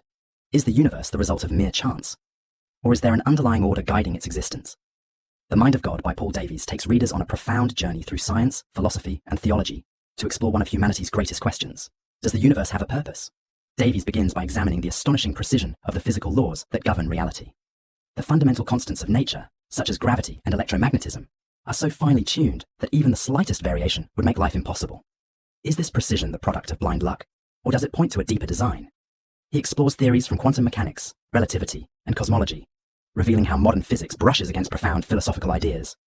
Could mathematics be the language of the cosmos? Do the laws of physics suggest a deeper intelligence, or is consciousness itself a fundamental part of reality? Unlike many books on science and religion, The Mind of God does not argue for a traditional deity. Instead, it challenges us to consider whether the universe possesses an intrinsic order that transcends human understanding. Davies engages with ideas from Einstein, Gödel, and Hawking, questioning whether our search for ultimate meaning is itself woven into the fabric of existence. This book will leave you questioning everything you thought you knew about reality. It bridges the gap between scientific inquiry and existential wonder, pushing you to rethink the nature of existence itself. Whether you believe in a divine creator or a self-organizing cosmos, The Mind of God will challenge your perspective and expand your understanding of the universe in ways few books can. Thinking Fast and Slow, Daniel Kahneman's. Thinking Fast and Slow reveals a startling truth about our minds. We are not as rational as we think. Every decision we make, whether choosing a meal, making an investment, or even forming our beliefs, is influenced by two distinct thinking systems. System 1 is fast, intuitive, and emotional. It helps us react instantly, but often leads to errors. System 2, on the other hand, is slow, deliberate, and logical, yet it is lazy and easily influenced. Kahneman shows how these two systems interact, shaping our judgments in ways we rarely notice. Through decades of groundbreaking research, he exposes the cognitive biases that distort our perception, such as the availability heuristic, where we overestimate the importance of easily recalled information, and loss aversion, which makes us fear losses more than we value equivalent gains. These biases explain why we make impulsive choices, trust flawed memories, and fall for illusions of confidence. More importantly, they reveal why even experts and policymakers make irrational decisions with far-reaching consequences. But understanding these biases is not just an academic exercise, it is a profound tool for self-awareness. Once we recognize the hidden forces influencing our thoughts, we can make smarter financial choices, improve negotiations, and resist manipulative tactics in marketing and politics. The book challenges us to think more critically, question our assumptions, and slow down when it matters most. This is not just a book about psychology. It's a guide to seeing reality more clearly. By grasping how our minds truly work, we gain the power to make better decisions, avoid costly mistakes, and take control of our own thinking. From eternity to here, we live our lives bound by time, moving from past to future without ever questioning why it works that way. But what if time isn't as straightforward as it seems? What if the rules that govern our everyday experience are just a small piece of a much deeper mystery? Sean Carroll's From Eternity to Here unravels one of the biggest questions in physics. Why does time have a direction at all? At the heart of Carroll's exploration is the concept of entropy, the idea that disorder always increases. This simple principle, rooted in the second law of thermodynamics, explains why ice melts, why stars burn out, and why we can never truly reverse time. But the real question is, why did the universe begin in such a low entropy, highly ordered state? To answer this, Carroll dives into the nature of space-time, black holes, and even the possibility of parallel universes. Could our universe be just one bubble in an infinite multiverse? Could time itself emerge from deeper, timeless laws of physics? This book is more than just a lesson in cosmology. It is an invitation to rethink everything we assume about reality. If time is not as fixed as we believe, then our notions of past, present, and future are up for debate. The implications stretch beyond science, forcing us to reconsider our place in the grand unfolding of the cosmos. What if time isn't something we move through, but something we create through our understanding? After reading From Eternity to Here, you may never look at a ticking clock the same way again. Enlightenment Now, this book by Steven Pinker is a bold defense of progress in an age filled with cynicism and despair. At a time when the world feels increasingly chaotic, this book delivers a powerful message. Humanity is not in decline. We are living in the most prosperous, healthy, and peaceful era in history. With a vast array of data, Pinker dismantles the common belief that the world is getting worse, proving that Enlightenment values, reason, science, and humanism have steadily propelled civilization forward. The book spans a vast range of topics, from life expectancy and education to poverty reduction and technological advancement. Pinker demonstrates how, despite the headlines that suggest otherwise, violence is declining, diseases are being eradicated, and more people than ever before have access to knowledge and opportunity. He argues that these improvements are not accidents, but the direct result of rational thinking, liberal democracy, and scientific progress. Yet Enlightenment Now is not just about presenting hopeful statistics. It is a call to responsibility. Progress is not automatic, nor is it guaranteed. The forces of ignorance, tribalism, and anti-scientific thinking still threaten to undermine human advancement. Pinker warns against romanticizing the past and urges readers to embrace critical thinking, innovation, and evidence-based policies to ensure that progress continues. This book forces you to reconsider the way you view the world. It dismantles the illusion that humanity is doomed and replaces it with a compelling case for optimism, an optimism rooted not in blind faith, but in facts. Enlightenment Now is not just an argument for progress.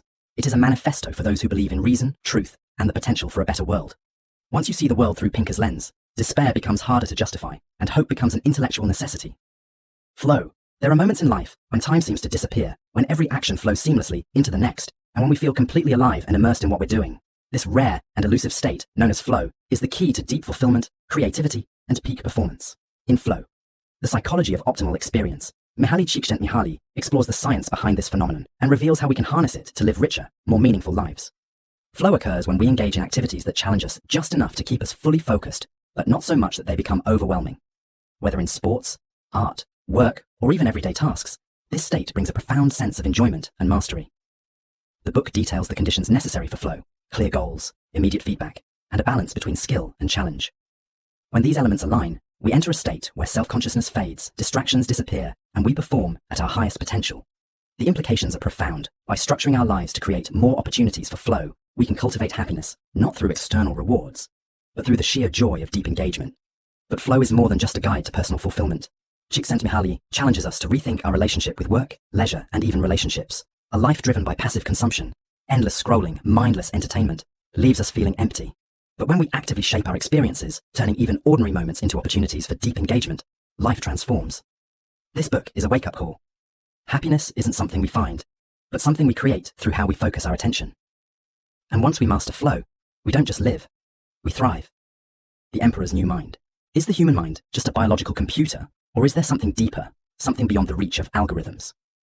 In The Emperor's New Mind, physicist Roger Penrose challenges the dominant view that consciousness can be replicated by artificial intelligence, arguing instead that human thought operates on principles not yet understood by science. Penrose takes us on a journey through physics, mathematics, and philosophy, examining everything from Gödel's incompleteness theorems to the paradoxes of quantum mechanics. He argues that if consciousness were purely computational, it would be subject to the same logical limitations as machines.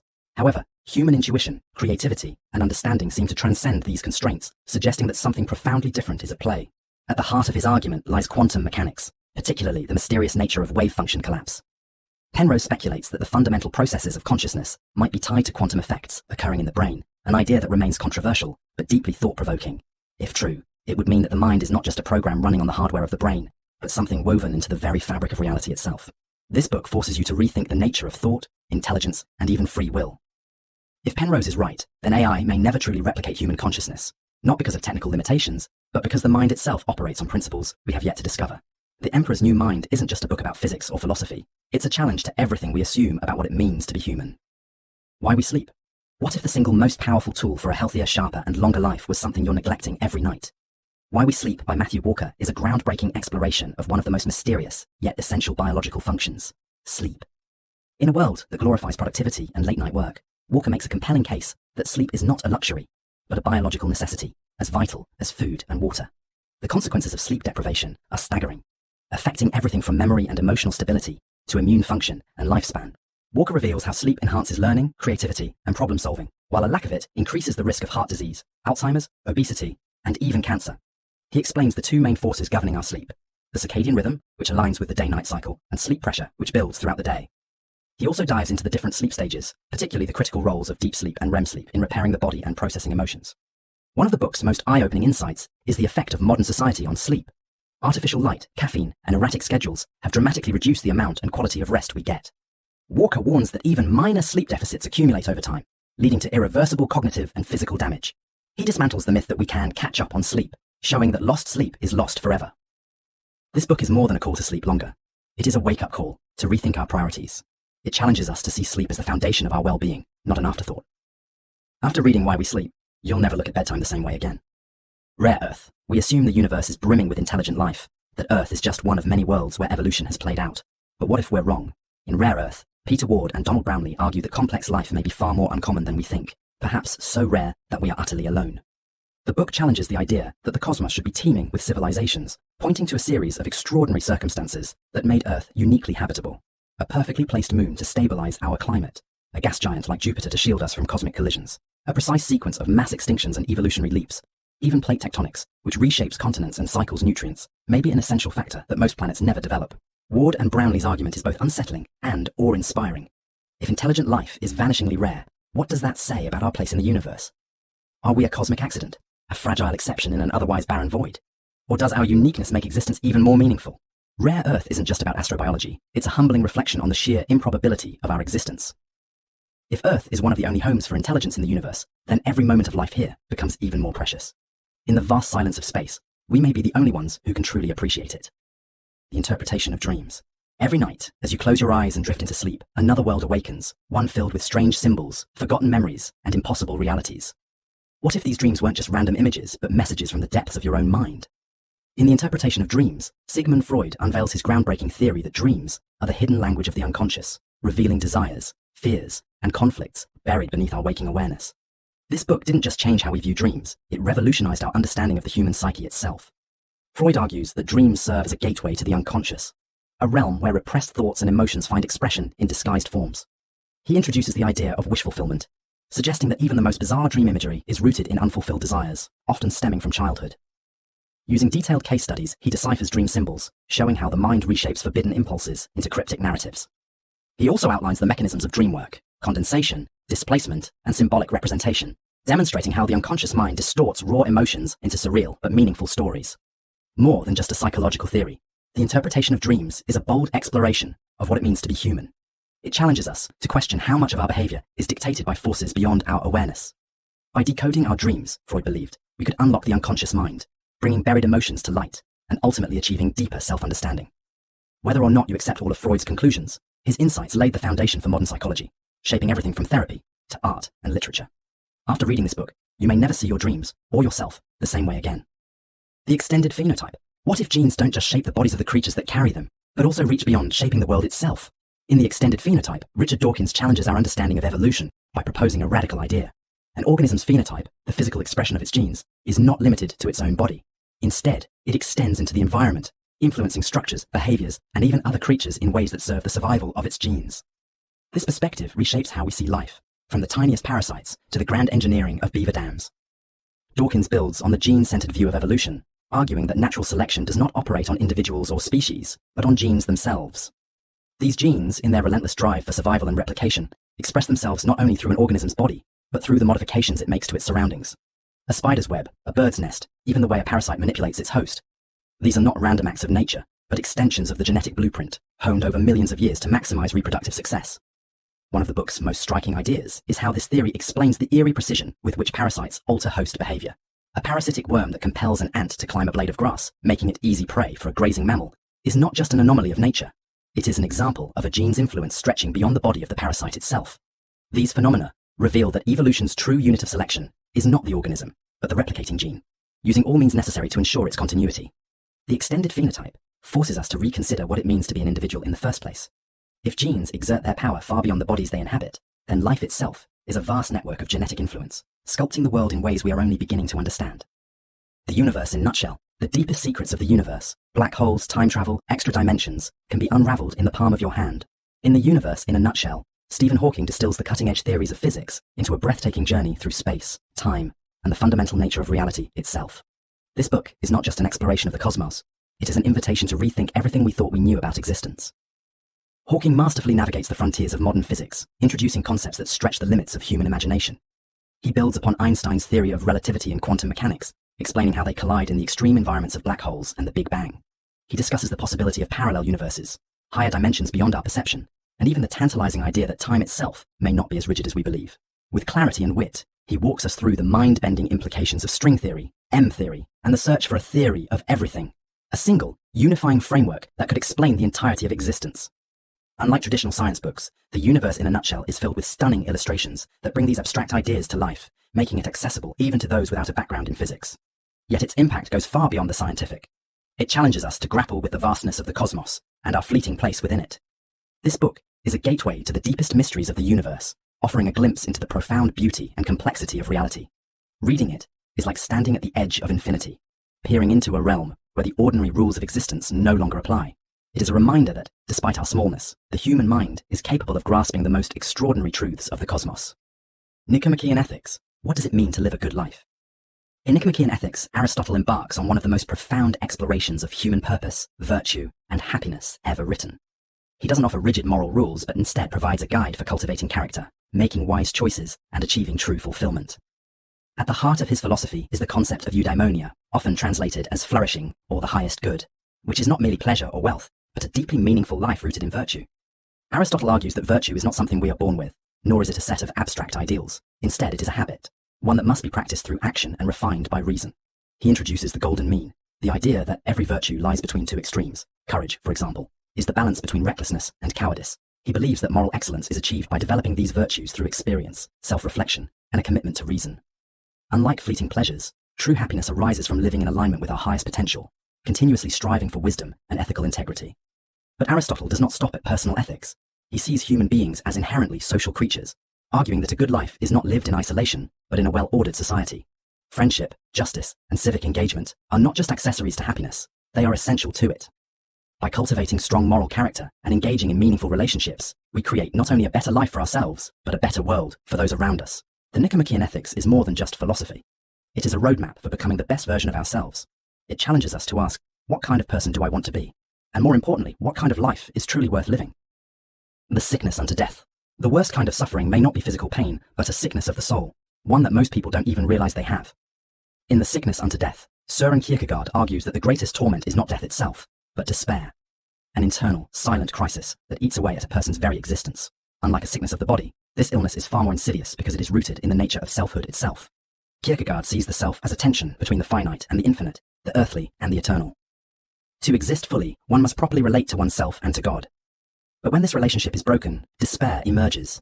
He outlines different forms of despair. Some people are unaware they are in despair, living in ignorance or distraction. Others are painfully conscious of their condition, but feel powerless to change it. The deepest form of despair, however, is the rejection of one's true self, a refusal to align with the higher purpose of existence. This, he claims, is the ultimate sickness, the sickness unto death. Yet, there is a way out. Unlike the fatal despair Kierkegaard describes, the solution lies in embracing faith, not as blind obedience, but as the recognition of a deeper, transcendent truth. True freedom comes not from worldly success, nor from self-reliance, but from surrendering the ego and accepting one's dependence on something greater. Only then can a person reconcile their fragmented self and escape the abyss of despair. More than a philosophical treatise, The Sickness Unto Death is a haunting diagnosis of the modern soul. It forces us to confront an unsettling question. Are we truly living? Or are we merely avoiding the truth of who we are? The fabric of the cosmos. Everything you thought you knew about space, time, and reality might be incomplete, maybe even wrong. In The Fabric of the Cosmos, Brian Greene unravels the hidden nature of the universe, revealing a reality far stranger than common sense suggests. From the fluidity of time to the eerie possibility of parallel worlds, this book forces us to reconsider our most basic assumptions about existence itself. Greene explores the nature of space, not as an empty backdrop, but as an active, dynamic entity that can bend, ripple, and even vanish. Einstein's theory of relativity shattered the classical idea of time as fixed and universal, showing instead that it stretches and contracts, depending on speed and gravity. But modern physics takes this even further. Quantum mechanics challenges the very fabric of cause and effect, with particles that can exist in multiple places at once, or influence each other instantly across vast distances. The book also delves into one of the greatest mysteries in physics, the nature of time. If the laws of physics treat past, present, and future as equally real, why do we experience time as a one-way flow? Greene investigates whether time is an illusion, a product of human perception, rather than an intrinsic feature of the universe. Meanwhile, string theory suggests that reality consists of far more than the three spatial dimensions we perceive. Hidden dimensions may hold the key to unifying all of physics. At its core, The Fabric of the Cosmos reveals that the universe is not just stranger than we imagine, but perhaps stranger than we can imagine. It challenges our grip on reality, forcing us to confront a cosmos that operates on principles more bizarre than any science fiction, except in this case, it's all real. The telltale brain.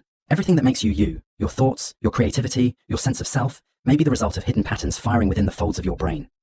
In The Telltale Brain, neuroscientist V.S. Ramachandran embarks on a fascinating journey into the human mind, revealing how our brains construct reality, generate emotions, and even give rise to the elusive concept of consciousness.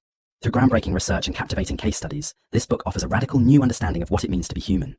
At the heart of Ramachandran's work is the idea that the brain is a master of adaptation and illusion. He explores the strange and often unsettling world of neurological disorders, people who feel phantom limbs after amputation, patients who deny that one side of their body belongs to them, and individuals who experience mirror-touch synesthesia, physically feeling sensations that happen to others. These anomalies, far from being mere curiosities, expose the brain's hidden mechanisms. They show how perception is not a passive process, but an active construction, where the mind fills in gaps, makes assumptions, and crafts a seamless experience of the world. One of the book's most profound revelations is how our brains are wired for creativity and metaphor. Ramachandran delves into the neurological basis of art and aesthetics, explaining how certain visual patterns evoke deep, emotional responses. He also explores the evolutionary leap that allowed humans to develop language, self-awareness, and culture, abilities that set us apart from any other species. Reading The Telltale Brain is like stepping behind the curtain of reality itself, seeing the hidden machinery that governs every thought and feeling. It leaves you with a profound sense of wonder and an unsettling realization. The mind is both more fragile and more astonishingly powerful than we ever imagined. The structure of scientific revolutions. Science doesn't progress the way we think it does. In The Structure of Scientific Revolutions, Thomas Kuhn shatters the conventional view of scientific progress as a steady accumulation of knowledge. Instead, he argues that science moves through disruptive paradigm-shifting revolutions that completely redefine how we see the world. These revolutions don't happen smoothly. They emerge when old theories break down, forcing a radical shift in thinking. Once you understand this, you'll never see science the same way again.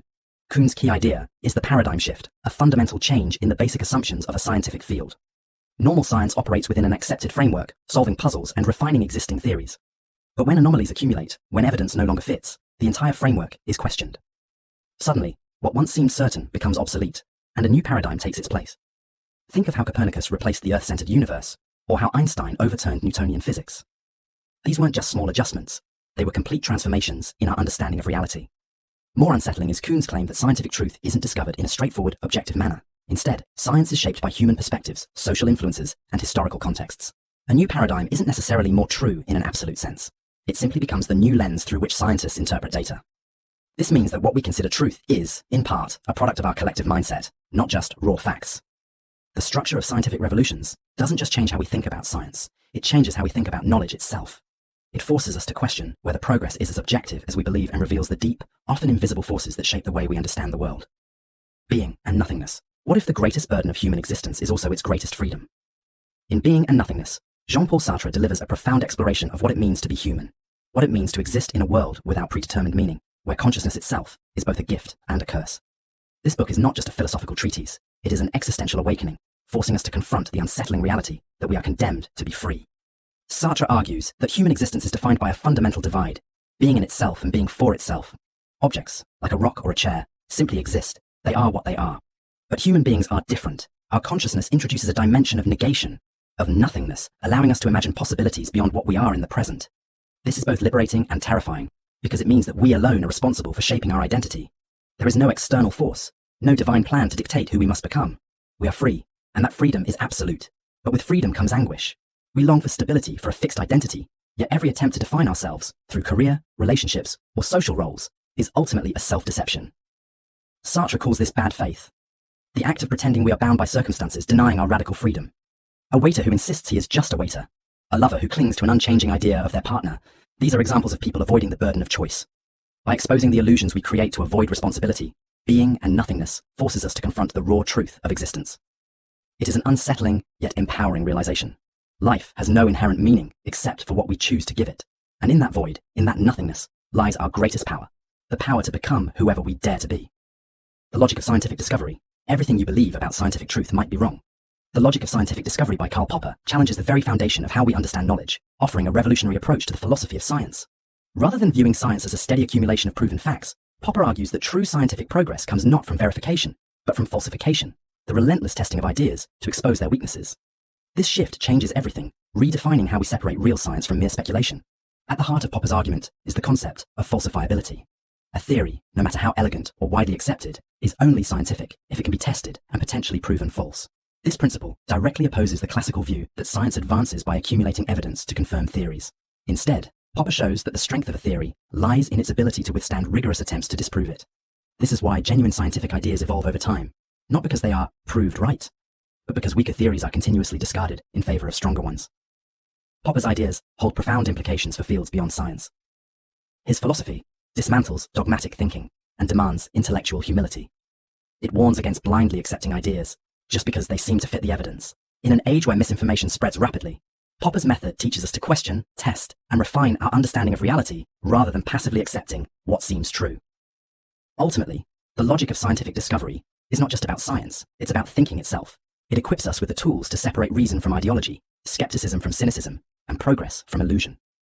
To embrace Popper's philosophy is to embrace a world where truth is never final but always within reach, so long as we dare to challenge it. The blind watchmaker. If life is so complex, so intricately designed, how could it possibly emerge without a designer?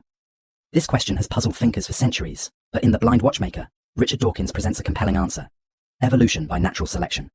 With striking clarity, he dismantles the illusion of purposeful creation, revealing that the breathtaking complexity of life arises not from a guiding hand, but from a mindless yet astonishingly effective process. Dawkins begins by challenging the idea that complexity requires intent.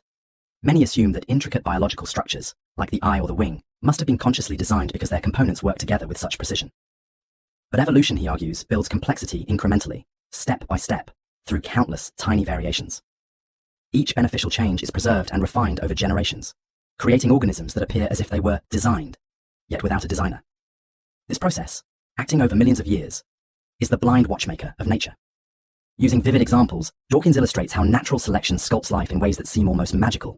He explains how simple replicating molecules, through competition and gradual improvement, gave rise to the dazzling diversity of species we see today.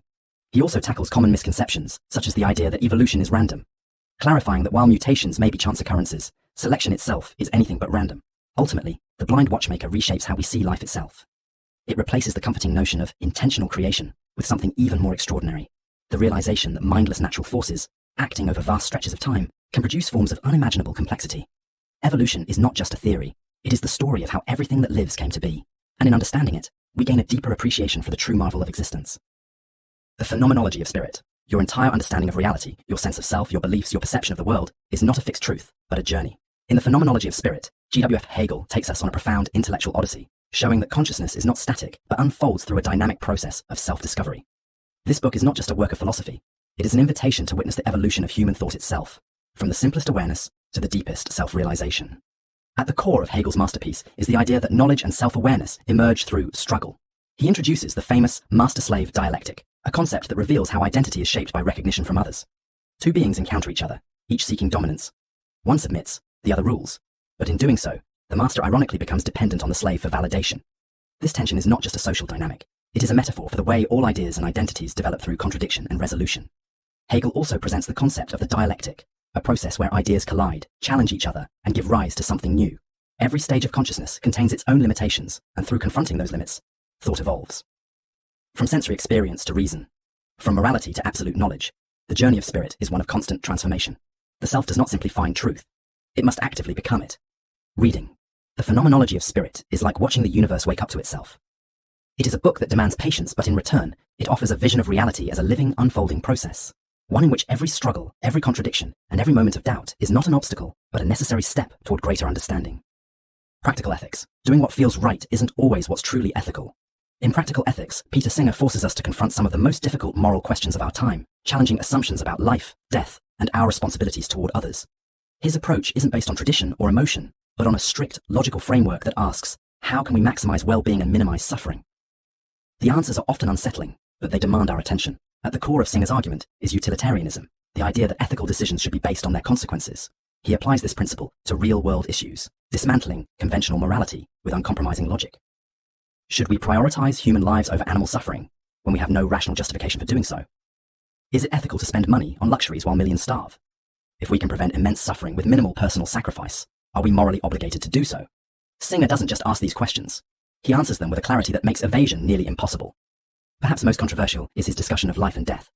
Singer challenges deeply held beliefs about abortion, euthanasia, and the value of human life itself. Rather than accepting rigid moral doctrines, he urges us to evaluate each situation based on reason and compassion. His arguments are provocative, sometimes uncomfortable, but always deeply thought-provoking. Practical Ethics is not a book that offers easy answers. It's one that forces you to think differently about everything. It strips away sentimentality and exposes the raw logic of moral responsibility. If taken seriously, its ideas demand action, making it one of the rare books that doesn't just change how you think, it changes how you live. The demon-haunted world. Imagine living in a world where truth is indistinguishable from illusion, where superstition rules over reason, and where critical thinking is drowned out by fear and deception. In the demon-haunted world, Carl Sagan offers a beacon of clarity in an age of misinformation, urging us to embrace science as our best defense against ignorance and manipulation. This book is not just about science. It is about how to think, how to question, and how to navigate a world teeming with both wonders and falsehoods. Sagan explores the human tendency to believe in the irrational, from alien abductions to conspiracy theories, and explains why such beliefs persist, even in the face of contradictory evidence. He argues that our minds, wired for pattern recognition and storytelling, are vulnerable to deception. But rather than dismissing these tendencies outright, he seeks to understand them, showing how our fascination with the unknown can either lead us toward enlightenment or trap us in self-imposed illusions. At the heart of the book is the Baloney Detection Kit, a set of logical tools designed to help us separate fact from fiction. With simple yet powerful reasoning techniques, Sagan teaches us how to scrutinize claims, demand evidence, and resist the allure of pseudoscience. He champions skepticism, not as cynicism, but as a way to approach the world with curiosity, open-mindedness, and intellectual integrity. In an era where misinformation spreads faster than truth, the demon-haunted world remains more relevant than ever. Sagan's words remind us that science is more than just knowledge. It is a way of thinking, a method of survival, and perhaps our last best hope for a future governed by reason rather than fear. The better angels of our nature. For most of human history, violence was an unavoidable part of life. Wars, executions, slavery, and cruelty were woven into the fabric of existence, seemingly as natural as the air we breathe. But what if the story of humanity is not one of unending brutality, but of remarkable progress toward peace? In The Better Angels of Our Nature, Steven Pinker presents a sweeping, deeply researched argument that violence has been steadily declining for centuries, contrary to what the news and popular perception might suggest. And more importantly, he explains why this decline has happened and what it means for our future. Drawing from history, psychology, and neuroscience, Pinker examines the forces that have driven humanity away from its violent past. He highlights 5 key historical shifts: the rise of organized states, the spread of commerce, the empowerment of women, the expansion of literacy, and the development of reason-based thinking. These forces, he argues, have led to a world in which wars are less frequent, murder rates have plummeted, and once common atrocities, such as public executions and slavery, are now nearly unthinkable. Pinker does not deny that violence still exists, nor does he suggest that progress is inevitable. But through extensive data and compelling historical narratives, he shows that the human capacity for empathy, cooperation, and rationality has played a critical role in shaping a more peaceful world. The book challenges deep-seated beliefs about human nature, offering a vision of history that is not just a record of suffering, but a testament to our ability to change. In a time when fear and pessimism dominate public discourse, The Better Angels of Our Nature forces us to step back and see the bigger picture. The trajectory of history is not one of despair, but of hope, a powerful reminder that our choices today can shape an even better tomorrow. The Brothers Karamazov. Few novels have captured the full spectrum of human nature as profoundly as The Brothers Karamazov. Dostoevsky's final masterpiece is not merely a story, it is a philosophical battlefield where faith and doubt, love and hatred, freedom and responsibility collide. It is a book that does not just ask questions, but forces the reader to grapple with them, unsettling even the firmest convictions. At its heart, the novel follows the lives of the Karamazov brothers, Dmitri, Ivan and Alyosha, each representing a different facet of the human soul. Dmitri is driven by passion and impulse, Ivan by intellect and reason, and Alyosha by faith and compassion. Their father, the hedonistic and manipulative Fyodor Karamazov, is a man ruled by base desires, and his murder sets off a chain of events that brings these opposing forces into stark relief. Through this gripping family drama, Dostoevsky weaves profound meditations on morality, free will, and the existence of God. One of the novel's most famous passages, The Grand Inquisitor, presents a chilling argument about human nature's preference for security over freedom, challenging the foundations of religious belief. Meanwhile, Ivan's struggle with the problem of evil, how a just God could allow suffering, remains one of the most unsettling moral dilemmas in literature. Yet, amidst these weighty questions, the novel is also deeply human, filled with moments of redemption, suffering, and raw emotion that feel startlingly real. What makes The Brothers Karamazov truly life-changing is its refusal to offer simple answers. It forces the reader to wrestle with contradictions, to face the uncomfortable truths of existence, and ultimately, to seek meaning in a world that often feels beyond comprehension. It is not a book to be merely read. It is a book to be lived with, argued over, and revisited, its questions echoing long after the final page is turned. Collapse. Civilizations do not last forever. No matter how powerful, advanced, or seemingly indestructible, history has shown time and time again that societies can crumble, sometimes swiftly, sometimes over centuries, but always with consequences that reshape the world. In Collapse. How societies choose to fail or succeed, Jared Diamond embarks on an extraordinary journey through history to uncover the reasons why some civilizations thrive while others vanish. The lessons he uncovers are not just historical curiosities, they hold urgent relevance for the fate of our own world today. Diamond meticulously examines societies that fell into ruin, from the deforestation that doomed Easter Island to the soil erosion that undermined the Norse settlements of Greenland. He reveals patterns of environmental mismanagement, political short-sightedness, and social inequality that, when left unchecked, spelled catastrophe. But Collapse is not merely a story of doom, it is also a study of resilience. Diamond contrasts failed civilizations with those that adapted to crises, such as Japan's Edo period, where sustainable forestry saved the nation from ecological disaster. The key distinction: some societies made the right choices, others did not. A particularly haunting message emerges from the book. The greatest threats to civilization are often self-inflicted. Many societies failed not because of inevitable external forces, but because they ignored warning signs, overexploited resources, and clung to traditions that no longer served them. Sound familiar? Diamond warns that the same destructive patterns are at play today. Climate change, deforestation, water scarcity, and economic inequality all echo the mistakes of past civilizations. Collapse is more than history. It is a wake-up call. Diamond forces us to ask, will we be the next failed civilization, or will we learn from history before it is too late? The answer, he argues, is in our hands. Zen and the art of motorcycle maintenance. Some journeys take you across landscapes, others take you deep into the mind. Zen and the art of motorcycle maintenance is both. What begins as a simple road trip evolves into an exploration of philosophy, self-discovery, and the pursuit of meaning. Robert Pirsig's book is more than a travelogue. It is a meditation on how we engage with the world, how we define value, and how we reconcile the rational with the intuitive. At the core of this book is the concept of quality, a force that defies strict definition, yet permeates everything we do. Pirsig challenges the conventional divide between science and art, reason and feeling, and shows how true understanding comes from seeing them not as opposites, but as complementary ways of knowing. Through the lens of motorcycle maintenance, he reveals that even the most mechanical tasks can become acts of deep engagement if approached with care and presence. It is not just about fixing machines, it is about cultivating a way of life that finds beauty in precision and meaning in effort. Yet beneath its philosophical depth, the book is also a personal story, of a father and son traveling together, of a man haunted by his past self, and of the human struggle to find coherence in a world that often feels divided. Pirsig's narrative pulls the reader into an intellectual adventure that is both thrilling and unsettling, forcing us to question how we think, what we value, and what it truly means to live well. Few books have the power to reshape one's perspective, but Zen and the art of motorcycle maintenance does just that. It is a call to approach life with both thoughtfulness and passion, to see meaning where others see routine, and to embrace a philosophy that turns even the simplest acts into something profound. The Ancestor's Tale. Picture traveling back through time, not just centuries or millennia, but billions of years, retracing the steps of life itself to its very origins. The Ancestor's Tale, by Richard Dawkins, is no ordinary journey. Inspired by the Canterbury Tales, Dawkins leads us on a pilgrimage to meet our most ancient ancestors, unveiling the breathtaking story of evolution in reverse. With each step, we encounter the common ancestors we share with other species, from chimpanzees to fish, to the first single-celled organisms that spark the chain of life. At the heart of the book is a profound realization: all life on Earth is connected. Dawkins masterfully demonstrates how the vast diversity of species emerged from a single shared lineage, guided by the forces of natural selection. He explains the intricate genetic evidence that reveals the branching patterns of evolution, showing how even the most seemingly unrelated creatures are linked by common descent. Along the way, he dismantles common misconceptions about evolution, replacing them with an awe-inspiring vision of life as a vast, interwoven tapestry. But this book is not just about science. It is about perspective. It forces us to see ourselves not as the pinnacle of evolution, but as one fleeting moment in a story far older and more intricate than we can fully comprehend. The tale is not just about us, it is about the entire web of life, and how every organism, past and present, is part of the same grand narrative. Now, by the end of this journey, the world looks different. A simple tree, a bird in flight, or even the microbes within us are no longer just living things, but echoes of an ancient past. The Ancestor's Tale reminds us that to understand who we are, we must first understand where we came from.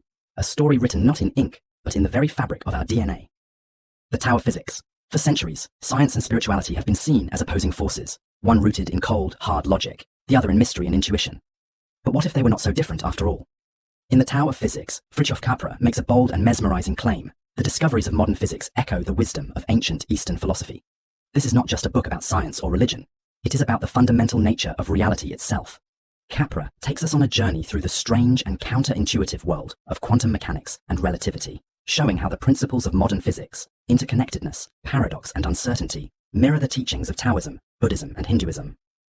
He explains how subatomic particles do not exist as isolated entities, but as part of an inseparable web of relationships, much like the Buddhist concept of dependent origination. The dual nature of light, which behaves both as a wave and a particle, finds an eerie parallel in the yin-yang duality of Taoism. Even the elusive void at the heart of quantum theory resonates with the Buddhist notion of emptiness, not as nothingness, but as a space of infinite potential. But the Tao of Physics is more than just an intellectual exercise. It is a challenge to the way we see the world. Capra argues that the mechanistic, reductionist view of Western science is incomplete, missing the deep unity that both physicists and mystics describe in their own languages. His message is clear. To understand the cosmos, we must embrace both reason and intuition, logic and wisdom, science and spirit. This book is an invitation to see beyond rigid categories and open our minds to a deeper, more holistic reality. It dares us to consider that the universe is not just a machine, it is a dance, a rhythm, a living expression of something far greater than we ever imagined. The power of now. Your mind is constantly pulling you into the past, or pushing you toward the future, reliving old regrets, worrying about what's next, chasing happiness that always seems just out of reach. But what if everything you seek, peace, clarity, even enlightenment, has been within you all along, hidden in the one place you rarely look, the present moment? In The Power of Now, Eckhart Tolle presents a radical yet simple truth. The key to a fulfilled life is learning to fully inhabit the now. Tolle argues that most suffering is not caused by external circumstances, but by our identification with the mind's endless stream of thoughts. We become trapped in narratives of fear, resentment, and longing, mistaking them for reality. By stepping back from this mental noise and observing it without attachment, we can break free from the grip of the ego, the false self that thrives on dissatisfaction and separation. The present moment, he explains, is the only reality that truly exists. Everything else, the past and future, is an illusion constructed by the mind. The book offers practical methods for awakening to this realization. Tolle emphasizes mindfulness, deep presence, and surrendering to what is, rather than resisting life as it unfolds. He describes how accessing this state of awareness dissolves anxiety, deepens relationships, and reveals an inner stillness that has always been there. He draws from spiritual traditions, but his message transcends religion. It is a universal guide to finding freedom from suffering. Reading The Power of Now is more than an intellectual exercise. It is an experience that challenges the way you perceive yourself and the world.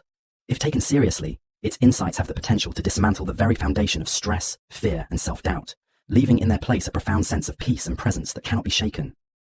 The Stranger. What if life had no meaning, no grand purpose, no deeper reason for our existence? Would anything really change? The Stranger by Albert Camus is a haunting confrontation with the absurd, a story that forces us to question everything we assume about life, morality, and human nature. It follows Meursault, an ordinary man whose indifference to the world unsettles those around him. He does not cry at his mother's funeral. He does not pretend to feel emotions he does not have. And when he commits a senseless act of violence, society does not just judge his crime, it judges his very existence. At its core, The Stranger is an exploration of the absurd, the idea that human beings search for meaning in a universe that offers none. Meursault is not a villain, nor is he a hero. He simply is. He does not conform to societal expectations, and because of this, he becomes an outcast. His trial is less about his actions and more about his refusal to fake emotions, his unwillingness to pretend that life has meaning when he sees none. The world condemns him not because he is evil, but because he does not play by its unspoken rules. But The Stranger is not a book of despair. In the final moments before his execution, Meursault reaches a profound acceptance of life as it is. Raw, meaningless, and yet strangely liberating. He realizes that without illusions, without false hope, he is truly free. His story is not just a rejection of meaning, but a defiant embrace of existence itself. Camus does not offer easy answers. He holds up a mirror and asks, "What do you see?" And perhaps the most unsettling part is that in Meursault's indifference, in his raw and unfiltered view of the world, we might just catch a glimpse of ourselves. The mystery of consciousness. What is consciousness? It is the most intimate, undeniable fact of existence. We are aware, we think, we feel. Yet, despite centuries of philosophical inquiry and scientific progress, the nature of consciousness remains one of the greatest unsolved mysteries. In The Mystery of Consciousness, John Searle takes on this profound enigma, challenging both materialist reductionism and mystical explanations, guiding the reader through the debate with precision, wit, and intellectual depth. At its core, the book seeks to answer a deceptively simple question. How can subjective experience arise from mere biological processes? Searle critiques the dominant theories of mind, from artificial intelligence advocates who claim consciousness is nothing more than complex computation, to dualists who argue that the mind is independent of the physical world. He dismantles the notion that consciousness is an illusion, asserting instead that it is an irreducible feature of reality, one that must be explained rather than dismissed. Through sharp reasoning and thought-provoking examples, Searle introduces his theory of biological naturalism, proposing that consciousness is both caused by and realized in the brain's physical structure, much like liquidity emerges from the molecular interactions of water. He rejects the idea that a machine, no matter how complex, could ever be truly conscious unless it possesses the same biological mechanisms as a living brain. The significance of The Mystery of Consciousness lies in its ability to reframe the debate, cutting through jargon and ideological biases to reveal the real questions at stake. It forces us to confront the limits of human understanding. Are we even capable of grasping the true nature of consciousness? Searle doesn't provide easy answers, but he leaves the reader with a deeper appreciation of the mind's complexities and the intellectual courage to keep questioning. The Prince. Power is rarely won by virtue alone. It is seized, maintained, and wielded with cunning, strategy, and sometimes ruthless pragmatism. The Prince, Machiavelli's infamous treatise on power, strips away the illusions of morality in politics and exposes the raw mechanics of leadership. Written during a time of political upheaval in Renaissance Italy, this book is not just a guide for rulers. It is a timeless examination of human nature, ambition, and the forces that shape history. Machiavelli does not concern himself with how leaders should behave, but with how they must behave to maintain control. He argues that a ruler cannot afford to be bound by conventional morality. Rather, they must be adaptable, feared when necessary, and willing to deceive when the situation demands it. He famously states that it is better to be feared than loved, if one cannot be both, because fear is a more reliable tool for maintaining power. He warns against excessive cruelty, but also against naive kindness, which can lead to downfall. Yet, The Prince is more than a handbook for tyranny. It is a brutally honest exploration of the harsh realities of governance, showing that power is not sustained by ideals alone, but by strategic action. Machiavelli champions the idea of political realism, the belief that effective leadership requires a deep understanding of both human psychology and the unpredictability of fate. He emphasizes the importance of appearing virtuous, while being willing to act decisively behind the scenes. What makes The Prince so powerful is its unsettling relevance. Whether in politics, business, or daily life, Machiavelli's insights remain as sharp as ever. He forces us to confront uncomfortable truths about power, influence, and survival, challenging us to see the world not as we wish it to be, but as it truly is. The birth of tragedy. Why do we create art? What hidden forces drive the most profound expressions of human creativity? In The Birth of Tragedy, Friedrich Nietzsche offers a bold and revolutionary answer. Art emerges from the eternal struggle between two opposing forces, the Apollonian, representing order, reason, and harmony, and the Dionysian, embodying chaos, passion, and raw instinct. Through this lens, Nietzsche reinterprets the origins of Greek tragedy, revealing it as more than just entertainment, but as a powerful reflection of the human condition itself. Nietzsche argues that the greatest works of art arise from the balance of these two forces. The Apollonian provides structure, beauty, and clarity, while the Dionysian injects vitality, ecstasy, and the awareness of life's tragic nature. In ancient Greece, tragedy flourished because it embraced both, offering audiences a glimpse into the chaos of existence while still providing a sense of meaning. But Nietzsche laments that this delicate balance was lost, particularly with the rise of Socratic rationalism, which elevated reason above all else and suppressed the primal, life-affirming power of the Dionysian. This loss, Nietzsche contends, extends beyond art. It marks a fundamental shift in Western culture. By prioritizing reason at the expense of instinct, society has alienated itself from the deeper, more intuitive truths of existence. He suggests that reclaiming the Dionysian spirit is essential for rekindling the creative energy that gives life its fullest expression. Only by embracing both the ordered and the chaotic aspects of existence can humanity transcend the sterility of pure logic and rediscover the profound beauty of existence. At its core, The Birth of Tragedy is a call to reawaken the primal artistic spirit within us all. It challenges us to see art not as mere decoration, but as a vital force, one that holds the power to reconnect us with the deepest truths of life itself. The singularity is near. There is a moment in the future when everything will change, when human intelligence will merge with artificial intelligence, when biology will be rewritten by technology, and when the very nature of life itself will be transformed. In The Singularity is Near, futurist Ray Kurzweil presents a bold and meticulously reasoned vision of this coming revolution, arguing that we are racing toward an era of unimaginable progress, driven by the exponential growth of technology. At the heart of Kurzweil's argument is the idea that technological advancement is not linear, but accelerating.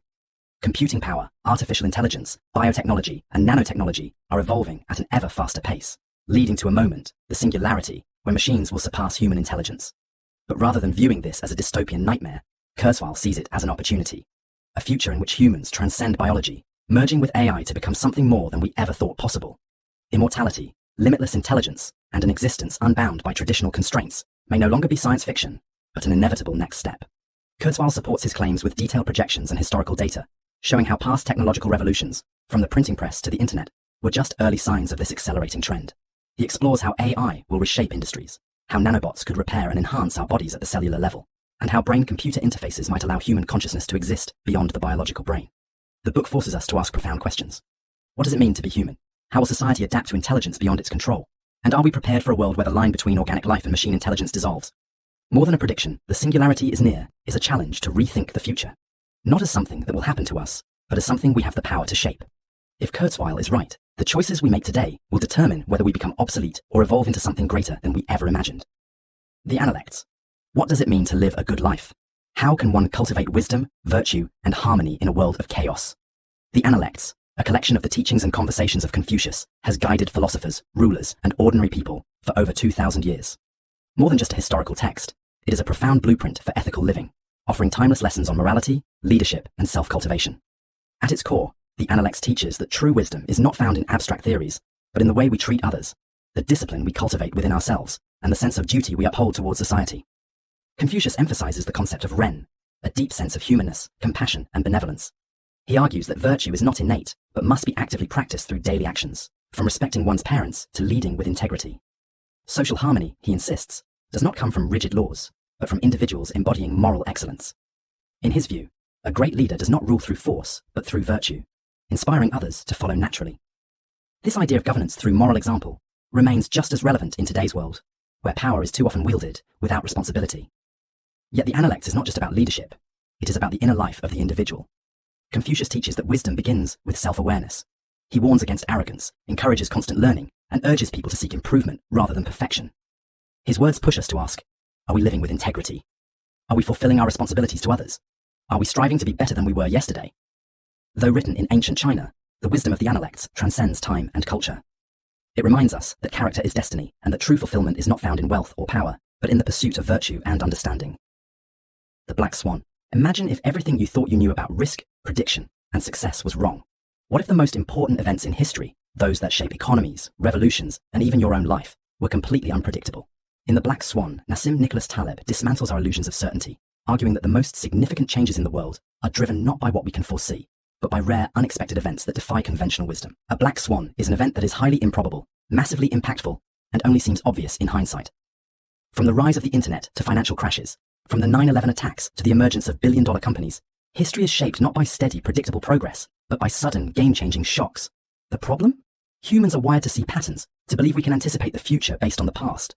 But in a world of randomness and complexity, our forecasts are little more than comforting illusions. Taleb exposes how experts, economists, and decision-makers routinely fail because they rely on flawed models that ignore these unpredictable shocks. Worse, we rewrite history after the fact, convincing ourselves that these events were inevitable. The reality, however, is far messier. He argues that instead of trying to predict black swans, we must learn how to survive and even thrive in a world dominated by uncertainty. This means embracing anti-fragility, building systems and mindsets that gain from disorder rather than being shattered by it. The Black Swan is more than a book about randomness. It is a call to change how we think about the world. It forces us to acknowledge the limits of knowledge, abandon false confidence, and prepare for the unexpected. In doing so, it doesn't just explain uncertainty, it teaches us how to live within it. The gene, an intimate history. What if the blueprint of who you are, your traits, your health, your very identity, was hidden within microscopic strands of information? The Gene, an intimate history by Siddhartha Mukherjee is a sweeping journey through the science of genetics, unraveling the profound forces that shape human life. From the earliest theories of inheritance to the cutting-edge breakthroughs of modern gene editing, this book explores not only the science behind our DNA, but also the ethical and philosophical questions it raises. Mukherjee traces the history of genetics back to Gregor Mendel's pea plant experiments, which first revealed patterns of inheritance. He then moves through the 20th century discoveries of DNA's structure and function, highlighting key moments like Watson and Crick's double helix model and the groundbreaking sequencing of the human genome. Yet this is not just a scientific chronicle, it is an intimate story, one that intertwines history with deeply personal reflections on mental illness in Mukherjee's own family, illustrating the complex and often unpredictable role genes play in human destiny. One of the book's most powerful ideas is how genes are not just passive carriers of information, but dynamic players in evolution, disease, and identity. Mukherjee explores how genetic mutations drive both diversity and disorder, how nature and nurture interact, and how the ability to manipulate genes raises profound moral dilemmas. With CRISPR and gene therapy now within reach, humanity stands on the brink of an era where we can rewrite the very code of life. But should we? The Gene is not just a book about biology. It is a reflection on what it means to be human. It forces us to confront the extraordinary power we wield over life itself, and challenges us to consider the responsibility that comes with such knowledge. The wealth of nations. What makes a nation truly prosperous? Is it gold locked away in vaults, or is it something far more dynamic, something woven into the very fabric of human interactions? The Wealth of Nations by Adam Smith is not just a book about economics, it is a revelation about how the world works. Written in 1776, yet still strikingly relevant today, this monumental work laid the foundation for capitalism and changed the way we understand markets, trade, and prosperity itself. At the heart of Smith's argument is the idea of the invisible hand, the notion that when individuals act in their own self-interest, they unintentionally contribute to the greater good of society. A baker does not provide bread out of charity, but because he wishes to earn a living. Yet in doing so, he feeds the community. This natural order, Smith argues, creates a self-regulating system where supply, demand, and competition drive efficiency and innovation. Unlike rigid, government-controlled economies, free markets encourage growth by allowing individuals the freedom to pursue their own success. But Smith does not advocate for unchecked greed. He warns of monopolies, corruption, and excessive government interference, all of which can strangle economic progress.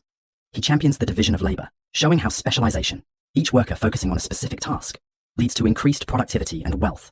A pin factory, for instance, can produce far more when tasks are divided among workers, rather than attempted by one person alone. This principle, seemingly simple, underpins the explosive rise of industrial economies. More than 2 centuries later, the wealth of nations remains a cornerstone of economic thought. It is not just a book for economists. It is for anyone who wants to understand why some nations thrive while others struggle, and how human ingenuity, when set free, can shape the destiny of civilization itself. The Righteous Mind. Why do good people disagree so fiercely about politics, religion, and morality? Why do our moral convictions feel so obvious to us, yet utterly incomprehensible to those on the other side? In The Righteous Mind, social psychologist Jonathan Haidt unravels the deep psychological forces that shape human morality, revealing that our moral reasoning is not as rational as we like to believe. Instead of carefully weighing facts and logic, we are guided by instinctive, emotional responses, intuition first, reasoning second. Haidt introduces the concept of the moral foundations theory, which identifies 6 fundamental moral instincts: care, fairness, loyalty, authority, sanctity, and liberty. Liberals, conservatives, and libertarians do not just disagree on policies, they prioritize these moral values differently, leading to profound misunderstandings. Liberals emphasize care and fairness, focusing on harm and equality.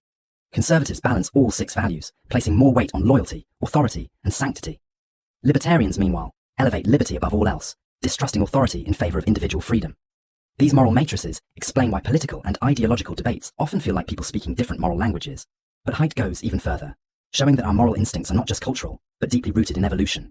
Morality did not emerge to help individuals seek truth. It evolved to strengthen group cohesion, helping societies survive. This tribal nature of morality means we are hardwired to favor our side and distrust outsiders, which fuels political polarization and cultural divisions. Yet, by understanding this, we can begin to bridge the gaps that divide us. The Righteous Mind is not just a book about moral psychology. It is a blueprint for understanding human conflict. If we recognize the invisible forces shaping our moral judgments, we can step beyond blind partisanship and engage with others in a way that fosters true understanding rather than endless division. The moral landscape. Your entire understanding of morality, what is right, what is wrong, what makes a good life, may not be just a matter of opinion. In the moral landscape, neuroscientist Sam Harris argues that morality is not the domain of religion or philosophy alone, but something science can, and must, examine with the same precision as medicine or physics. If human well-being can be measured, then moral truth is not relative. It is something we can discover. Harris dismantles the common belief that morality is purely subjective, showing that human flourishing is grounded in measurable realities. Just as physical health depends on nutrition and biology, well-being depends on psychological and social conditions that science can study. He argues that some actions, policies, and cultures objectively promote human happiness, while others increase suffering. A society that values education, freedom, and human rights is not just better in an abstract sense, it is demonstrably superior to one that enforces oppression and ignorance. He introduces the idea of a moral landscape, where peaks represent societies or ways of living that maximize well-being, while valleys represent those that cause unnecessary suffering. The problem, he argues, is that religious dogma, moral relativism, and political ideology often blind us to these objective moral facts. Instead of relying on tradition or divine command, we should turn to evidence-based reasoning to determine the best ways to structure laws, policies, and social norms. By merging science and morality, the moral landscape forces us to reconsider the foundation of our ethical beliefs. If moral progress can be objectively measured, then it is not just an abstract goal, it is a responsibility. 21 lessons for the 21st century. What does it take to survive the 21st century? In a world where technology evolves at breakneck speed, where artificial intelligence, climate change, and geopolitical instability redefine the rules of existence, how do we make sense of it all? 21 Lessons for the 21st Century by Yuval Noah Harari is a piercing examination of the challenges that will shape our future. Unlike Sapiens, which looks at humanity's past, or Homo Deus, which speculates about the distant future, this book is a call to action for the present. It forces us to confront the defining issues of our time, from the rise of fake news and mass surveillance to the collapse of meaning in an era of automation. Harari organizes the book into 21 distinct lessons, covering politics, technology, war, religion, and education, among other pressing concerns.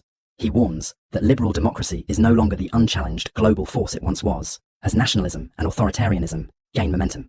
He argues that AI and biotechnology will not just reshape economies, but also redefine what it means to be human. With algorithms making more decisions on our behalf, will free will become obsolete? With machines replacing workers, what happens to economic stability? These are not distant possibilities, they are unfolding before us right now. Yet Harari is not just sounding the alarm. He offers a roadmap for navigating uncertainty. He emphasizes the importance of critical thinking, adaptability, and the ability to filter truth from misinformation. He challenges us to rethink outdated educational systems and embrace lifelong learning in a world where knowledge itself is constantly shifting. Above all, he argues that clarity, not blind optimism or fear, is our best weapon in an age of overwhelming complexity.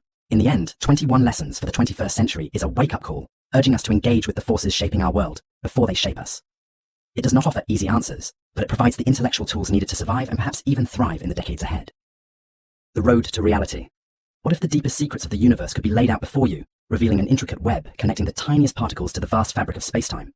In The Road to Reality, renowned physicist Roger Penrose takes readers on a breathtaking journey through the mathematical foundations and physical laws that define our reality.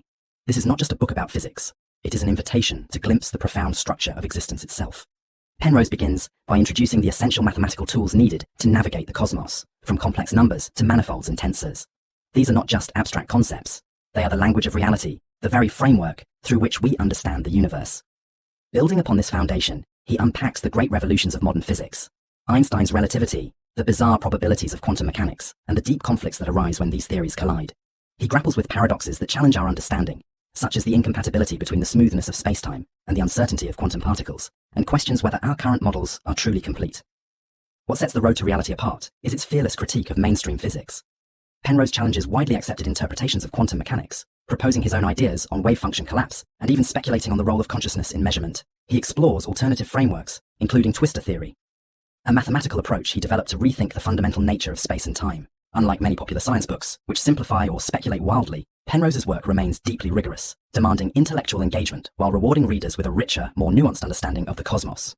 For those willing to follow its challenging path, The Road to Reality is more than just an exploration of physics. It is an invitation to stand in awe of the mathematical harmony that governs the universe. The myth of Sisyphus. Life offers no explanations, no grand design, no built-in purpose. So why do we keep going? The Myth of Sisyphus by Albert Camus is a fearless confrontation with this unsettling reality, forcing us to question whether existence itself is an act of defiance. Rather than offering comforting answers, Camus challenges us to stare into the void and decide for ourselves. Is life still worth living when stripped of illusions? At the heart of Camus's philosophy is the concept of the absurd, the fundamental contradiction between our relentless search for meaning and the universe's indifferent silence. Unlike other philosophers who attempt to resolve this tension through faith or reason, Camus insists that we must embrace it. To illustrate this, he turns to the Greek myth of Sisyphus, condemned to roll a boulder up a hill for eternity, only to watch it roll back down each time. His struggle is endless, devoid of victory or escape. But does that make his existence meaningless? Camus argues that Sisyphus is not a tragic figure, but a rebellious one. In accepting his fate without seeking false hope or resignation, he finds a strange form of liberation. He is fully aware of the absurdity of his condition, yet he chooses to persist. And in that persistence, he reclaims his freedom. One must imagine Sisyphus happy, Camus writes, not because his suffering is erased, but because he has embraced it without illusion. This philosophy extends beyond myth into our daily lives. We chase careers, relationships, ambitions, hoping they will provide lasting fulfillment. Yet time and again, we find ourselves in the same existential loop, pushing our own metaphorical boulders uphill. The absurd is not an abstract concept, it is the reality of being human.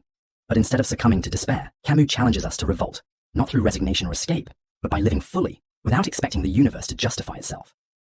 The Myth of Sisyphus is not a book of comfort, it is a book of defiance. It does not offer meaning, but demands that we create our own.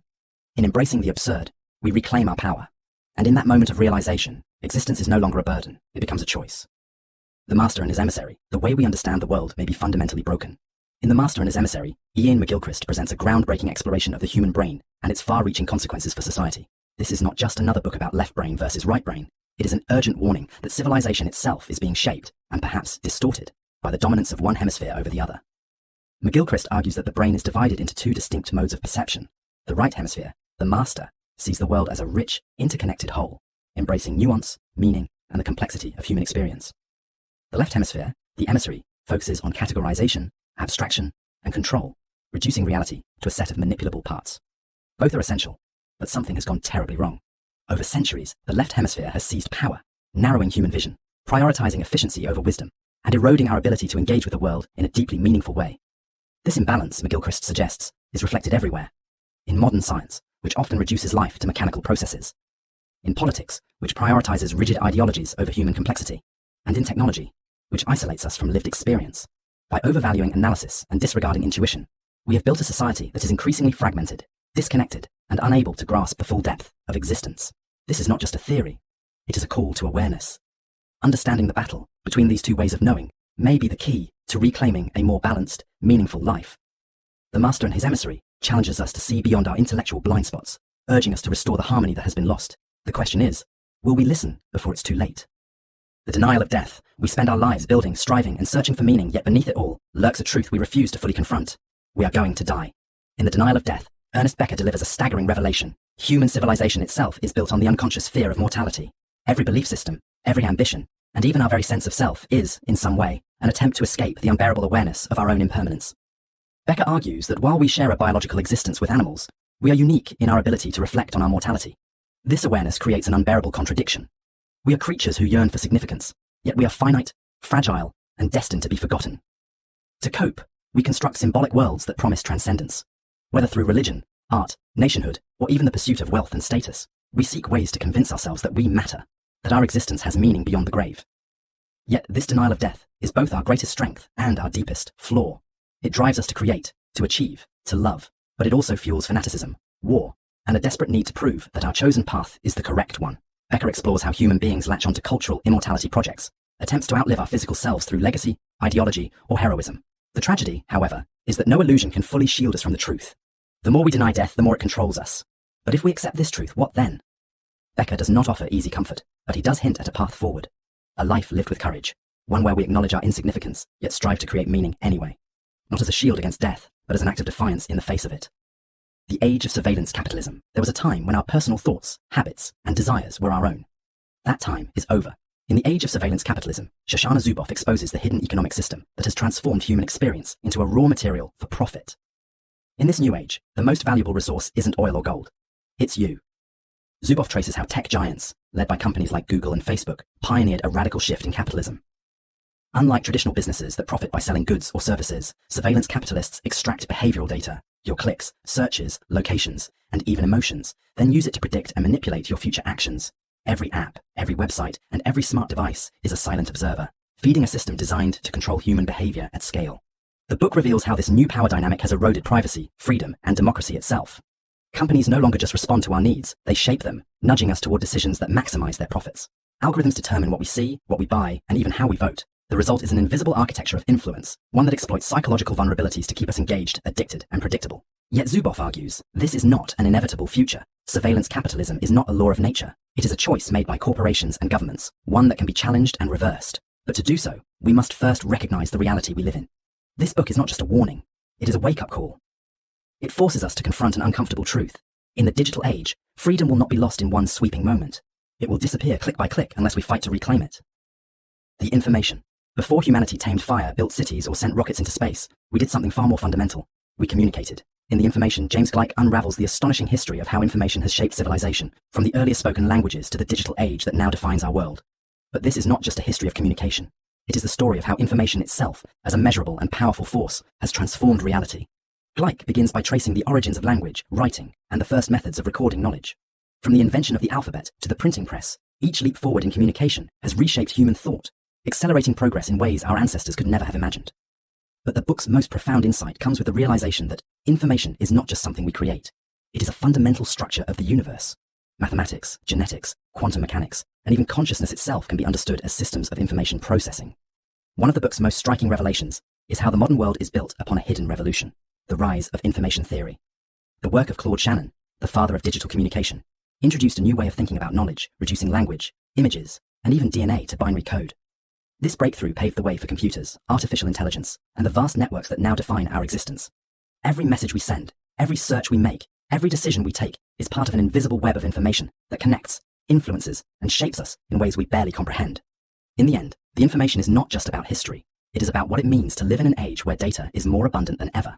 As we drown in an ocean of signals, the question is no longer how we communicate, but whether we truly understand the power of the information that now defines our reality. The sixth extinction, the greatest catastrophe in Earth's history, is not being caused by an asteroid, a supervolcano, or an ice age. It is being caused by us. The Sixth Extinction, by Elizabeth Kolbert, is a sobering, meticulously researched account of how human activity is driving the planet toward an unprecedented biological crisis. Unlike the 5 previous mass extinctions, which wiped out vast swathes of life due to natural disasters, this one is unfolding at the hands of a single species, ours, and the consequences will be unlike anything the Earth has ever seen. Kolbert takes the reader on a global journey, from the rainforests of the Amazon to the Great Barrier Reef, chronicling the decline of species in real time. She examines how climate change, habitat destruction, and ocean acidification are accelerating extinction rates to levels unseen in millions of years. Through gripping narratives, she introduces us to scientists on the front lines, uncovering chilling evidence that we are not just altering ecosystems, we are permanently rewriting the story of life itself. One of the book's most unsettling revelations is that even small disruptions can trigger cascading effects across entire ecosystems. Amphibians, once among the most resilient creatures on Earth, are vanishing due to an unstoppable fungal plague spread by human travel. Coral reefs, the cradles of marine biodiversity, are crumbling as the oceans absorb more carbon dioxide than they have in millions of years. Even species we take for granted, birds, insects, mammals, are disappearing at rates hundreds of times higher than normal. The pattern is undeniable. Human progress has become the driving force of destruction. Kolbert does not offer false hope or easy solutions. Instead, she presents a stark, unflinching truth.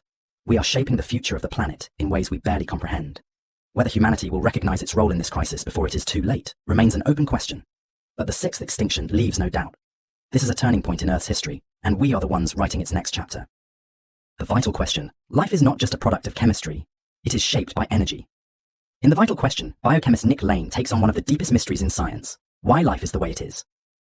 While we understand the building blocks of life, DNA, proteins, and cells, the question of how simple molecules first sparked into complex organisms remains unanswered. Lane argues that the key is energy, specifically the flow of energy that sustains life at its most fundamental level. At the heart of the book is a bold theory. Life emerged from deep-sea hydrothermal vents, where chemical gradients provided the energy needed to transform simple molecules into self-replicating life forms. More than just a new take on abiogenesis, Lane's argument explains why life on Earth evolved in the incredibly specific way it did, why cells have membranes, why complex life relies on mitochondria, and even why aging and death are inevitable. One of Lane's most profound insights is how energy flow dictated the transition from simple bacteria to the complex eukaryotic cells that make up all animals and plants. Unlike bacteria, which remained small and simple for billions of years, eukaryotes broke free from evolutionary stagnation due to their acquisition of mitochondria, tiny power plants that supercharged their metabolism and enabled the explosion of complexity. This energy revolution set the stage for everything from multicellular life to consciousness itself. The Vital Question doesn't just explain life, it reshapes our understanding of what life must be, both on Earth and beyond. If energy flow determines biology, then the search for extraterrestrial life must focus not just on water and chemistry, but on the conditions that allow energy to shape complexity. This book challenges everything we assume about existence, making us question not only how life began, but what it truly means to be alive. The order of time. Time feels like the one constant in our lives, unstoppable, universal, and absolute. But what if everything we believe about time is wrong? In The Order of Time, physicist Carlo Rovelli dismantles our deepest assumptions about time's nature, revealing a reality far stranger than we ever imagined. Rovelli takes us on a journey through Einstein's relativity and quantum mechanics, showing that time is not a rigid flow, but a shifting, fluid entity. A clock on a mountain runs faster than one in a valley. The distinction between past and future begins to blur. And at the most fundamental level of physics, time may not even exist in the way we experience it. But this book is not just about science. It's about how these discoveries reshape our understanding of existence. If time is not an absolute force, what does that mean for our memories, our choices, and the meaning we assign to our lives? Rovelli argues that time is not something external. It's something we create, a way of making sense of an ever-changing universe. Reading The Order of Time is like stepping outside the framework of reality itself. It challenges you to rethink not just time, but the way you experience every moment of your life. And once you grasp its revelations, the world and your place in it will never look the same again. The hidden reality. What if the universe you see, the stars, the galaxies, even the fabric of space and time, is just one of countless others? In The Hidden Reality, physicist Brian Greene takes us on a mind-expanding journey into the frontier of modern physics, where the concept of a multiverse is not just science fiction, but a serious possibility.